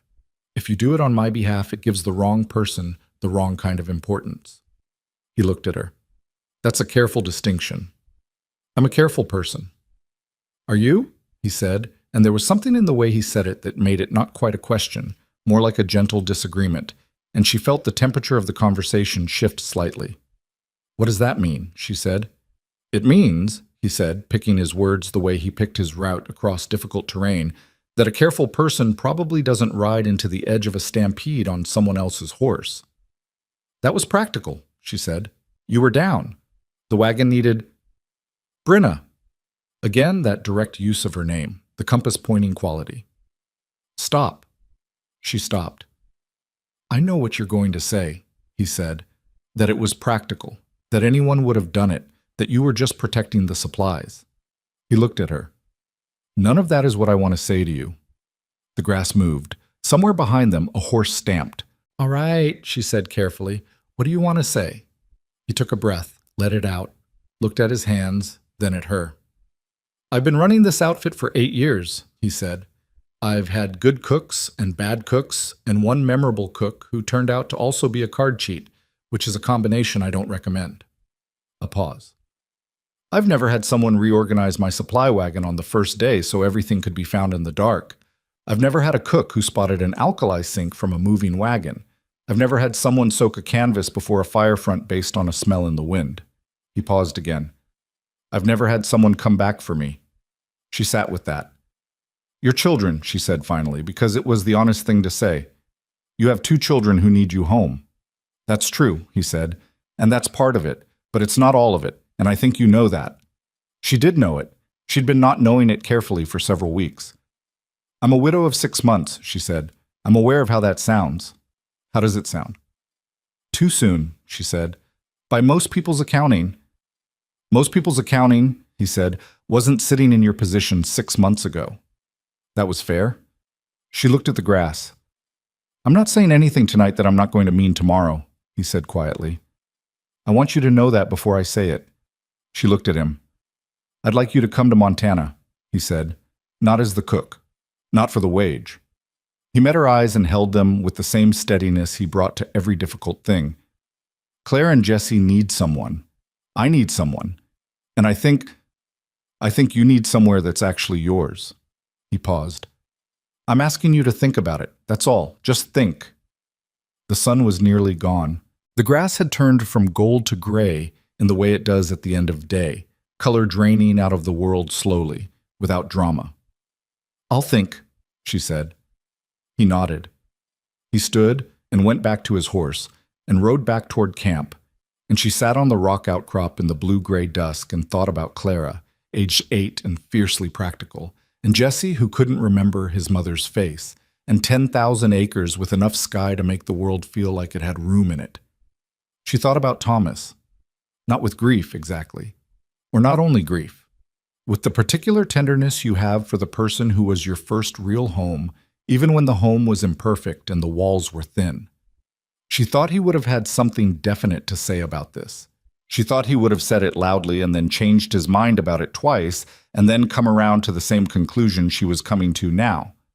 She sat there until the first stars showed, which in that part of the country happens fast once it starts. And then she walked back to camp and built up the fire for supper, and nobody asked where she'd been, and she was grateful for that. The last night before the final push into the Northern Territory came on day 68. They were a day's ride from the territory that Gideon had named as their delivery point, a large cattle operation north of the Yellowstone that had contracted for the herd, and from which Gideon would pay the crew, and they'd scatter to their various next things, and the drive would be over. The mood in camp was the particular mood of people approaching an end, not celebration yet, that required arrival, but a loosening, a slight softening of the compressed vigilance that had held them together for nearly 10 weeks. Supper was the best meal she'd made on the drive. She'd been saving things: a tin of peaches found at the last trading post, the last of a smoked ham she'd rationed across 2 weeks, enough dried apple to make a proper cake cooked in the Dutch oven. And she laid it all out that last night without explaining why, because it didn't need explaining. Everyone understood. This was the end of the thing, and the end of things deserved marking. The men ate like men who hadn't eaten well in 10 weeks, which was not entirely untrue. Darby ate 3 pieces of the apple cake and looked like a man who had received a gift he'd forgotten to expect. Ellis told the table, anyone who would listen, about his plan to get his boys a real present this time, not just a letter. "Something from Montana," he said. "Rocks, maybe. I don't know. Something they can hold." Pete said, with the serene authority of a man who has given this matter genuine thought, that rocks were an underrated gift, and he stood by them. Even Solus ate an extra portion of the peaches, which for Solus was roughly equivalent to a standing ovation. Brenna moved around the fire serving seconds and accepting the occasional thank you with the same nod she used for everything, and she let herself feel more fully than she usually allowed what it meant to have fed these men through 10 weeks of hard and dangerous country and brought all of them to this last supper intact. All of them. Not a single man lost. She had not contributed to that alone. That was Gideon's doing, fundamentally, and Solus's and Pete's and the competence of the crew generally. But she had kept them fed and medicated and their supplies intact through a storm and a resupply crisis and a prairie wildfire and a river crossing that could have gone badly. And she was allowed, she thought, to sit with that for one honest moment and know what it was worth. She was on the other side of the fire from Gideon when Rhett stood up. She knew it before she looked. She heard it in the scrape of boots and the particular quality of the silence that followed. The silence of a group of people who sense a collision and have not yet seen which direction it's coming from. Rhett was standing with his plate in one hand and his cup in the other, and he was looking at Gideon across the fire with the expression of a man who has been storing something for a long time and has decided that tonight is the night to spend it. "Before we all get too sentimental," he said, in the tone he kept for moments like this, casual, almost friendly, which was how he made cruelty sound reasonable. "I want to say something." Nobody told him to say it. Nobody told him not to. The fire crackled. "Heard some talk," he said. "About you, Mercer, and the cook." He glanced at Brenna without looking directly at her, the way you glance at a thing you're pretending not to be about. "About Montana. About arrangements." The crew was very still. "I don't know if there's anything to it," Rhett continued, "but I'll say this, and I think some of the men agree with me, even if they won't say it." He looked around the fire and found no support in any of the faces, but continued anyway because men like Rhett Colson have a particular kind of momentum once they start. It's one thing to hire a widow woman as a cook because you're desperate. It's another thing entirely to bring her home to a ranch and introduce her to your children as though she were... He stopped, and the pause was calculated. As though a camp cook were the kind of woman who becomes the lady of a Montana ranch. The fire crackled. A longhorn somewhere in the dark made a low, disgruntled sound. Brenna put down the ladle. She did it quietly, deliberately, and she straightened up and she looked at Rhett Colson directly, the way she had on the 28th day, and she said nothing because she was waiting, and what she was waiting for came about 4 seconds later when Gideon Mercer stood up from the other side of the fire. He stood slowly, not dramatically. He didn't have a dramatic quality in him, which somehow made it worse for Rhett. He stood the way a wall stands, simply by being exactly where it is. "Rhett," he said. "Mercer, I'm just saying what—" "You're not saying what anyone thinks," Gideon said. "We settled that the last time." He looked at Rhett steadily. "But since you've chosen to say it in front of the crew, I'll answer it in front of the crew." The fire, the dark. 20 men watching with the focused attention of people witnessing something they will describe later. "This woman," Gideon said, not raised, not heated, the same flat carrying voice he used for route decisions and weather calls, "woke before every one of you, every morning, for 68 days. She kept the supplies when the storm hit, and she kept them when the fire hit, and she got the wagon across the Powder when a higher crossing would have cost us the whole load." He paused. "She spotted an alkali sink from a moving wagon that would have swallowed this outfit whole. She told me when the resupply numbers were wrong and adjusted the route to fix it. She rode into the edge of a stampede on a horse she borrowed from me to pull me off the ground. Another pause. She fed 22 men 3 times a day for 68 days, and not one of you went hungry, and not one of you got sick from something she prepared, and not one of you is standing here tonight with anything to complain about. He stopped. The fire crackled. The kind of woman, he said, and he was looking at Rhett, but his voice was for everyone. Who becomes the lady of a Montana ranch is exactly this kind of woman. The kind that works, the kind that thinks, the kind that doesn't quit when things are hard and doesn't need anyone's permission to be worth something. He let that sit for a moment. I'm not asking for your opinion on it. I'm telling you how it is. He looked at Rhett one more time. You've got one more watch to serve. Get your gear. Rhett stood there for a moment with the plate and the cup and no place to put either of them, and the fire lit his face from below, and every man around that fire was looking at something else, at the ground or the sky or their hands, and the silence was complete and absolute and not at all empty. He set the plate down. He picked up his gear. He walked out of the firelight without looking at Brenna, and the darkness took him, and the space where he'd been was immediately better. Gideon sat back down. Pete appeared to be very interested in his apple cake. Ellis's jaw was doing something complicated. Darby had his hand over his mouth and his eyes were very bright, and he might have been on the verge of crying again, but this time for an entirely different reason. Brenna stood at the fire with the ladle and the dying heat of the meal and felt, moving through her chest, something she hadn't felt in a long time. Not happiness, exactly. Something more structural than happiness. Something that felt like a foundation. She looked across the fire at Gideon. He was looking at her. She did not look away. Neither did he. And the whole crew, with the collective diplomacy of men who had spent 68 days learning to read situations correctly, suddenly became deeply absorbed in their plates, their cups, the middle distance, anything at all, and gave them the only thing they possibly could in that moment, which was a space in which the next thing could happen without an audience. Brenna picked up her plate. She sat down beside Gideon, not across the fire, not at the appropriate professional distance she'd been maintaining since Caldwell. Beside him, close enough that she could feel the warmth of him separate from the fire's warmth. And she ate what was left of her supper, and he ate what was left of his, and neither of them said anything. They didn't need to, not yet. That could wait for morning, when the drive was done, and the herd was delivered and there was enough stillness to say things carefully. For now this, the fire, the night, the crew going quiet around them, was exactly sufficient. Old Pete poured himself one more cup of coffee and looked at the stars and said, to no one in particular and everyone in general, good supper, Brenna. Thank you, Pete, she said. And the fire burned down and the stars turned overhead, and the last night of the cattle drive settled into itself.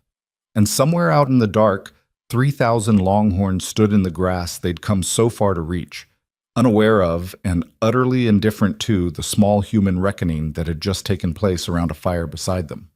The herd was delivered on a Tuesday morning. It felt appropriate somehow that it ended on a Tuesday. Thomas had gotten sick on a Tuesday. The world had a habit of doing its most significant work on Tuesdays, quietly, without announcing itself. The cattle operation north of the Yellowstone was a large, efficiently run outfit belonging to a man named Hargrove, who counted cattle the way some men count money, with focused pleasure and a running total always in his head. He walked the herd for 2 hours with Gideon and his own foreman, counting and recounting, and at the end of it he shook Gideon's hand and said the number was satisfactory and went inside to write the bank draft. And just like that, 69 days of everything they'd been through became a transaction. Brenna watched from the supply wagon while the crew received their wages, and the outfit began its natural dissolution, the particular way that groups of people held together by shared purpose come apart once the purpose is finished, quickly, without ceremony, like a knot that only needed the tension released. Darby shook her hand with both of his and told her it was the best food he'd eaten in his life, which she doubted was true, but accepted in the spirit it was offered. He was heading to his uncle's place in Wyoming, he said, and his voice had the slightly dazed quality of someone realizing they'd survived something they hadn't been entirely certain they would. Ellis embraced her, briefly, which surprised them both. I'm going to tell my boys about you, he said, specifically the stampede part. They won't believe me. Tell them the mule part, she said. The mule sitting down in the river. That one's funnier. He laughed, a real, full laugh, and got on his horse and rode south toward Laramie and two boys who didn't know yet that their father was coming home. Solis shook her hand with a formal gravity that felt more like a ceremony than a handshake.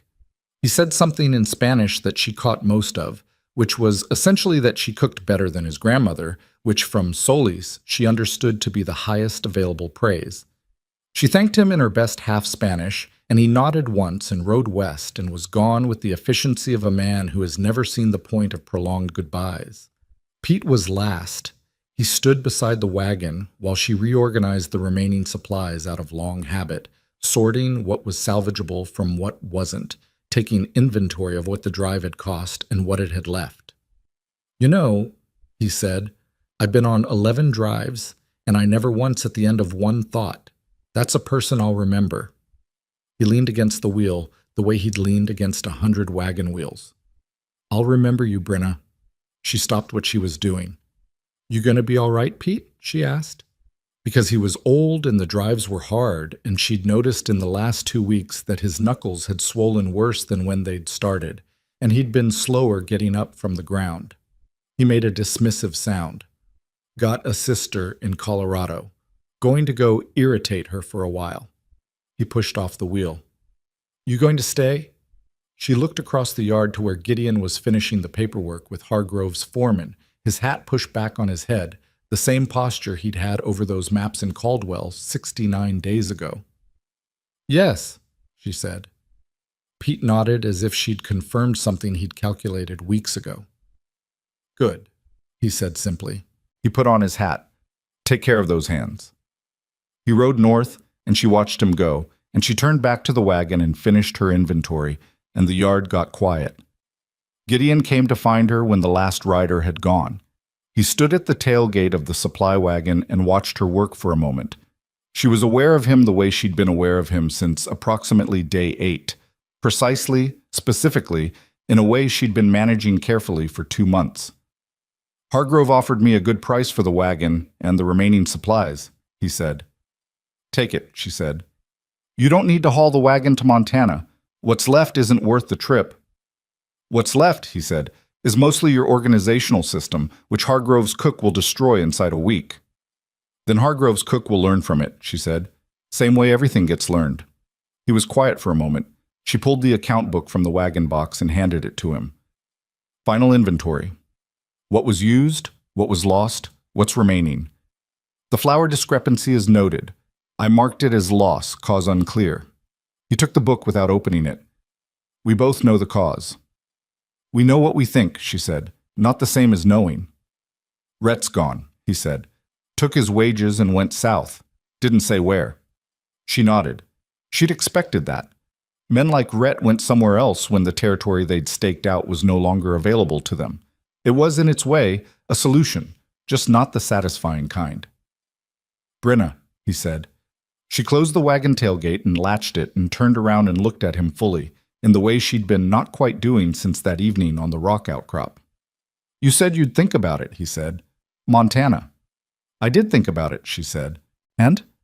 She looked at him, this difficult, steady, complicated man who had left salve on her wagon step and defended her with facts instead of feeling, and had told 20 men that she was exactly the kind of woman who becomes the lady of a Montana ranch, and had meant every word of it, not as a declaration but as a correction to an error in the record.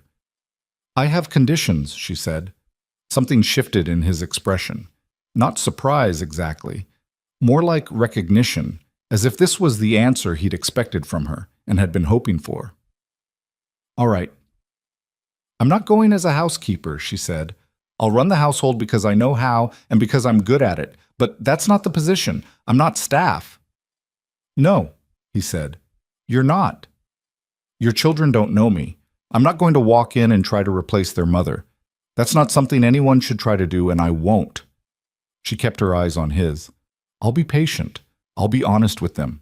I'll earn whatever place I get with them, same as I earned every other thing. That's all I'd ask, he said. I'm not finished, she said. He closed his mouth. I have opinions, strong ones, often about practical matters, and I'm going to express them because that's who I am. And I'm not going to perform being smaller than I am for anyone's comfort, including yours. I know that, he said. That's not, Brenna, that's not a problem. It was a problem for some people, she said. I'm not some people. She looked at him steadily. No, she said after a moment. You're not. The yard was very quiet. Hargrove's operation hummed at a distance. Cattle, horses, the sounds of working land. But here, between the wagon and the man standing at its tailgate, there was a particular stillness. One more thing, she said. Go ahead. Thomas was a good man, she said. He was my husband, and I loved him. And that's not going to disappear because time passes, or because I'm standing here. I need you to know that, and not have it be a problem. Gideon was quiet for a moment. My wife's name was Margaret, he said. She died 2 years ago of a fever, same general way as Thomas, same general injustice of it. She was a good woman. She was funny in a way I didn't deserve and patient in a way I took too long to appreciate. He paused. I'm not asking you to forget Thomas. I'm asking you to come to Montana. She breathed. All right, she said. He looked at her. All right, you'll come? All right, I'll come, she said. He nodded. And then, because he was Gideon Mercer and not a man given to sweeping gestures, he held out his hand, and she took it, and they shook once, the way two people do when they've agreed on something that matters.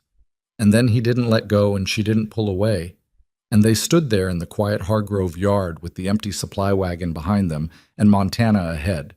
And it was not romantic in any way that a story usually makes romance. It was better than that. It was two people who had survived something together choosing, deliberately and with open eyes, to keep going in the same direction. The ranch was 3 days' ride northwest, which Gideon made in 2.5 because he'd been away long enough, and the second half of that last day he simply rode faster, and Brenna kept pace without comment. She spent those 3 days, 2.5, doing what she always did when she was nervous, which was practical thinking. She thought about what she knew about children and what she didn't know.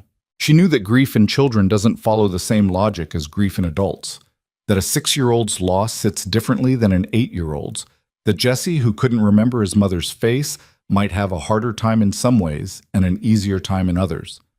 She thought about what it meant to enter a house that had been running without its center for 2 years, the rhythms that would have formed in the absence, the ways a household reorganizes itself around a wound. She thought about what she would cook first. That last thought steadied her more than the others, which was something she'd learned about herself on the trail. When everything feels uncertain, go back to what you know.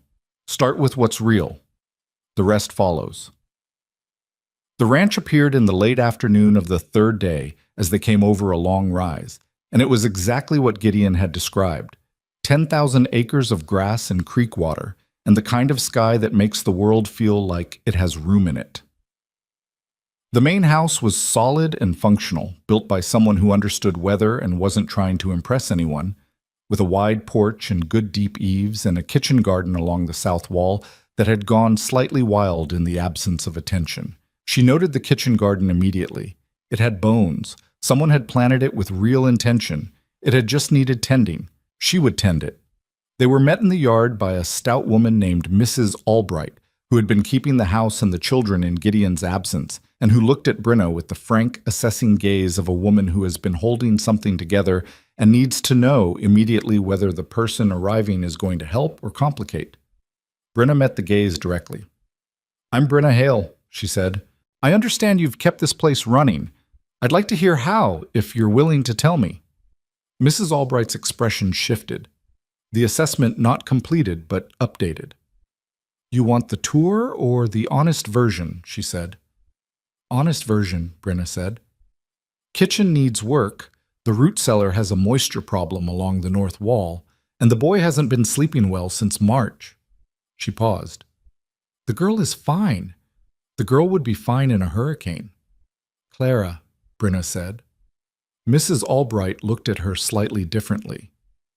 He told you their names. He talked about them the whole drive, Brenna said. more than he probably realized. Something in Mrs. Albright's face softened, just slightly, the way things soften when they receive information they'd been hoping for. She showed Brenna the house. The children were not in the yard when they arrived. They were told later by Mrs. Albright that Jesse had seen them coming from his bedroom window and had pulled Clara into the hall, and neither of them had come down right away. And Mrs. Albright had let them work through it at their own speed, which Brenna thought showed considerable wisdom. Gideon went up to them. She heard his footsteps on the stairs, heard the low murmur of voices but not words, heard what might have been Jesse crying and then stopping, and she stood in the kitchen with Mrs. Albright and looked at the moisture problem along the north wall of the root cellar and did not try to listen. Clara came down first. She was, as advertised, practical. In her face, in her posture, in the direct way she walked into the kitchen and stopped 3 feet from Brenna and looked at her without artifice or performance. She had Gideon's coloring and her own particular quality of stillness, and she looked at Brenna the way Brenna had looked at the alkali sink, checking the ground before she put her weight on it. "Papa says you were the cook on the drive," she said. "Yes," Brenna said. "He says you saved his life." "Your father was in a difficult position. I happened to be on a horse." Claire considered this with the air of someone not entirely convinced by the modesty. "Mrs. Albright says you want to hear about the root cellar." "The moisture problem on the north wall is a real problem," Brenna said. "Lose the north wall and you lose half your winter storage. Worth understanding." Clara looked at her for another moment, then, "I can show you. I've been watching it since April." "Then you know more about it than I do," Brenna said. "Show me." They spent 40 minutes in the root cellar, Claire explaining what she'd observed with the methodical precision of someone who has been paying attention and waiting for someone worth telling, and Brenna listening with her full attention and asking real questions, not the performed questions of adults humoring children, but genuine ones, because Clara's observations were genuinely useful. When they came back up, Jesse was in the kitchen doorway. He was smaller than she'd imagined from Gideon's descriptions, with a roundness to his face that was all childhood, not yet sharpened by time, and his eyes were cautious in the way of a child who has learned that arrivals are not always permanent. He stayed in the doorway and looked at her from that safe distance. She didn't move toward him. She understood something about scared things, that the worst thing you can do is advance on them before they're ready, that patience is not passivity, it's the most active choice available. "You must be Jesse," she said. He nodded. "Your father says you collect salamanders." His eyes changed slightly. Not open. Not yet. But different. "He told you that?" "He told me about the salamanders and about the moths," she said. Jesse's chin came up slightly. "I'm not afraid of moths anymore," he said, with the specific dignity of a 6-year-old defending his reputation. "That's good," she said. "Moths are mostly harmless. It's the miller moths that get into the flour that are a real problem." He thought about this. "Do they ruin the flour?" "Depends on how fast you catch them." She moved to the kitchen table and sat down, which brought her closer to his level. "Your father also told me you asked him something last spring, about whether you're supposed to feel sad about someone you can't remember." Jessie went very still. She had thought carefully about whether to say this. She'd thought about it for 2.5 days. She'd decided that the worst thing would be to pretend the question didn't exist, that the ghost in this house was something to work around rather than acknowledge. "He told you that?" Jessie said quietly. "He was trying to figure out what to say to you," she said. "He thought about it a long time. What did you think of his answer? About grief and the shape of the space?" Jessie was quiet for a moment. "I didn't understand it," he said. "Not all of it." "Neither did I at first," she said. "I lost someone too, before I came here." She paused. "I think what your father meant was that even if you can't remember someone's face, you still know the place where they were supposed to be. And that place being empty is its own kind of memory." Jessie stood in the doorway and thought about this with the serious, whole-body concentration of small children processing large ideas. "My mama used to make biscuits," he said finally. "I make biscuits too," Brenna said. "They won't taste the same as hers, they'll taste like mine." "Is that okay?" he asked. I think so, she said. I think having two different kinds of biscuits in your life isn't the worst thing. He thought about this for a moment longer. Then he came away from the doorway and sat down at the kitchen table across from her, not touching, not close, but at the table, which was its own kind of threshold crossed. Clara, who had been watching from the root cellar steps with the focused attention of someone monitoring an experiment, came back into the kitchen and sat down beside her brother. And the four of them, Gideon had appeared at some point, quiet as always, sat around the kitchen table of the ranch house in Montana, and nobody said anything particularly profound, and it wasn't tidy, and it wasn't finished, and it was a beginning. The weeks that followed were not easy. Brenna had not expected them to be, and was therefore not blindsided when they weren't. Jesse woke up crying twice in the first week, and she was closer to his room than Gideon was, and she went in and sat on the edge of his bed in the dark. And she didn't say everything was fine, because it wasn't, entirely, and he was too smart to be lied to. She said she was there. She said she wasn't going anywhere. She said grief and sleep are bad neighbors, but they can both live in the same house, and the noise gets quieter eventually. He cried himself back to sleep with her hand on his back, and in the morning he didn't mention it, and she didn't either, and that was right. Clara remained careful. Not cold, careful, which is different. She watched the way Brenna ran the kitchen and the root cellar project and the kitchen garden that she'd started bringing back from its summer wildness. And she watched the way Brenna talked to her father, which was directly and with disagreement when she had it. And she watched the way Brenna moved through the house, not like a guest, not like an intruder, but like someone deciding carefully where to put her weight. 3 weeks in, Clara came to her with a ledger book, a household accounts ledger that she'd apparently been keeping herself since spring, because nobody else had done it, and it needed doing. She set it on the kitchen table and said, "I don't think the numbers are right from June. The feed calculation doesn't account for the extra horses." Brenna opened the ledger. The entries were neat, organized, almost compulsively clear. She looked up at Clara. "Did your father teach you this?" she asked.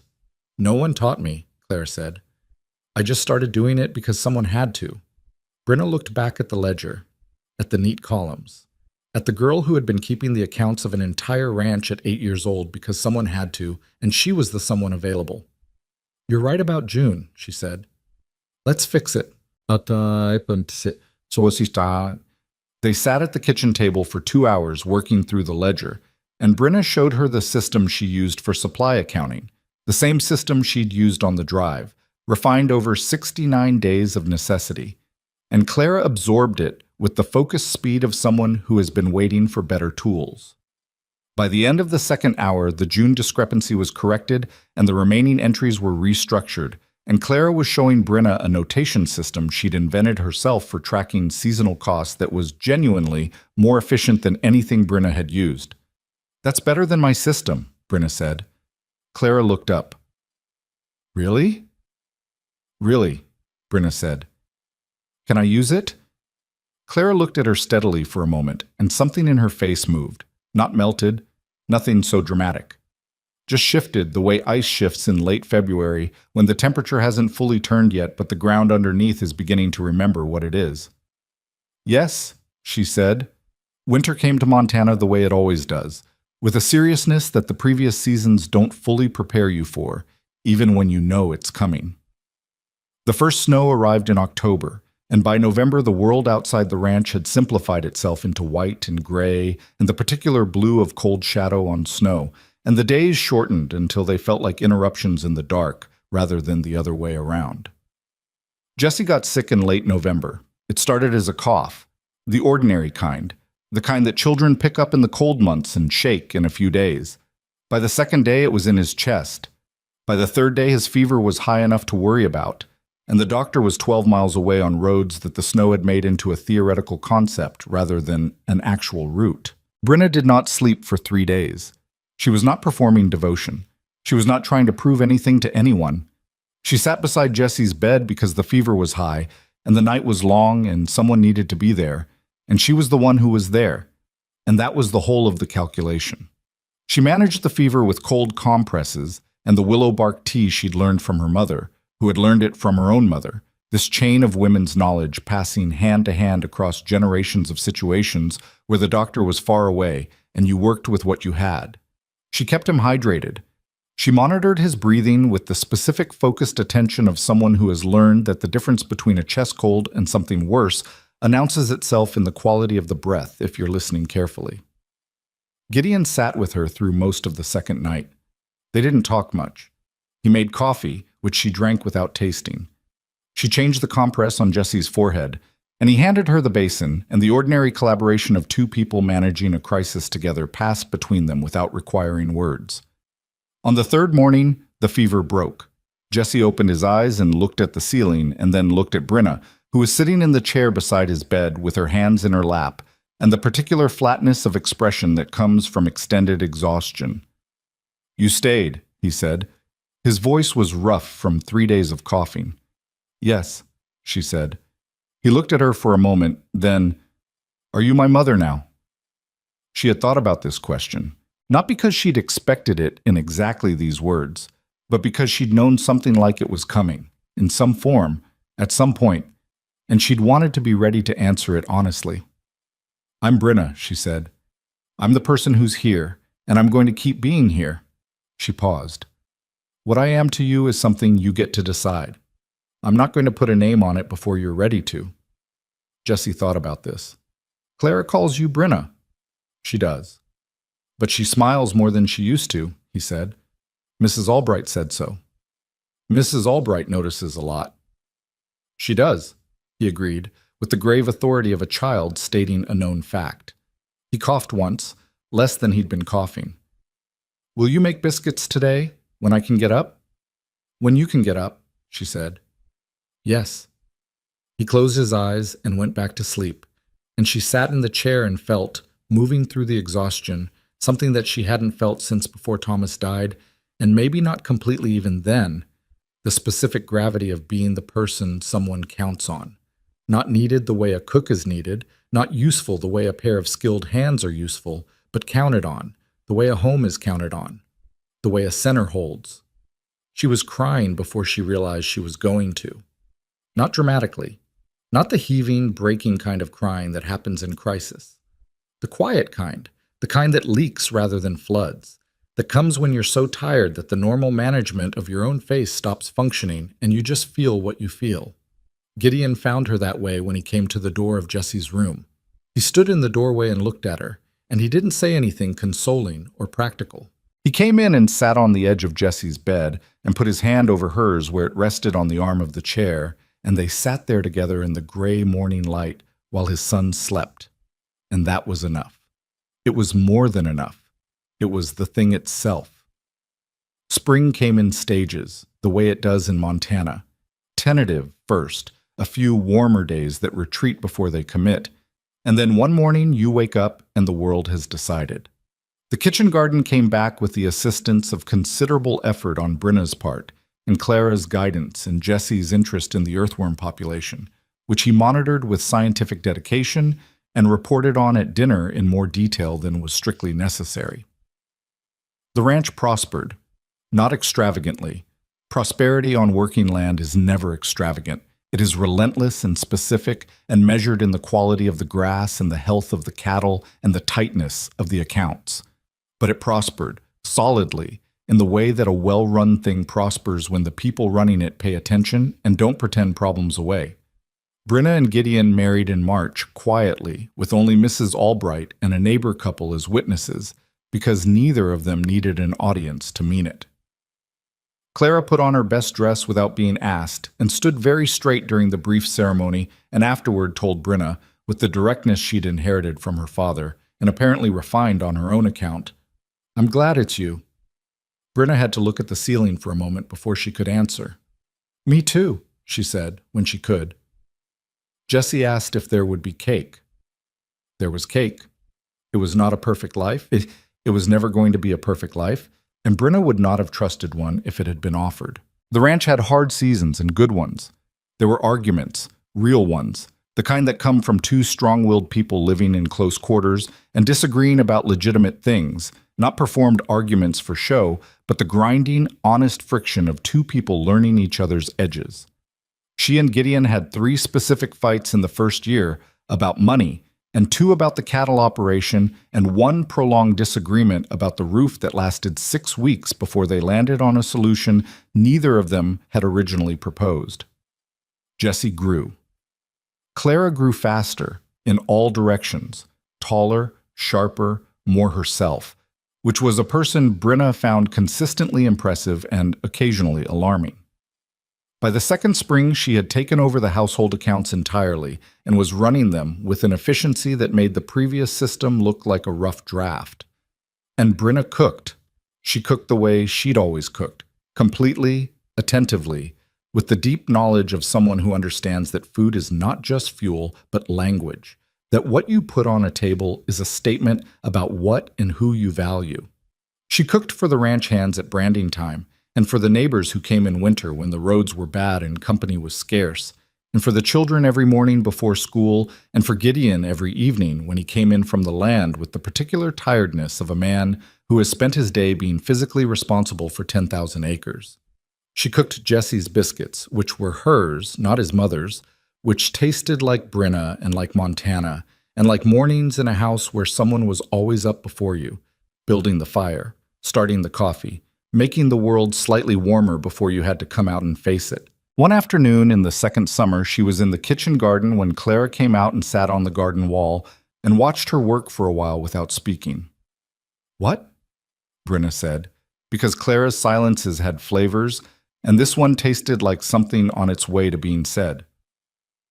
"Mrs. Hargrove asked me last Sunday who taught me the account system," Clara said. "What did you tell her?" "I told her some of it was mine and some of it was yours, and we'd combined them."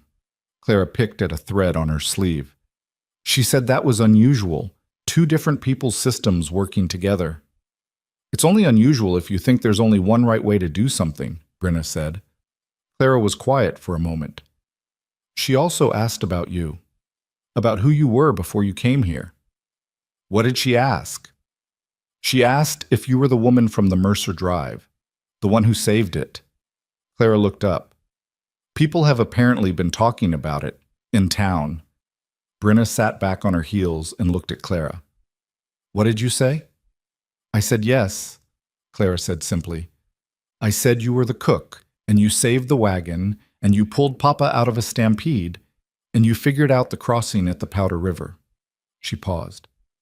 "I said you did all of that, and then you came here and fixed our root cellar." Brenna looked at her stepdaughter, this fiercely practical, quietly remarkable girl who had been keeping accounts alone at 8 years old, and who had given Brenna her accounting system, and who was now, at 10, apparently managing the narrative of Brenna's life in town with the same methodical care she gave to everything. "Thank you," Brenna said. "It's just the truth," Clara said, with a shrug that was entirely Gideon. "There's no point in telling it wrong." "There isn't," Brenna thought. "There really isn't." She looked around at the kitchen garden, growing again, properly now, in the organized abundance of something that had been neglected and revived, and at the house behind it, solid and functional, with the wide porch and the deep eaves and the smoke coming from the chimney because Jesse had gotten cold and had learned to build a fire himself and had been demonstrating this capability at every available opportunity for the past month. She thought about a frozen grave in April and $14 and a landlord who came on Thursday. She thought about a tin of salve on a wagon step with no note.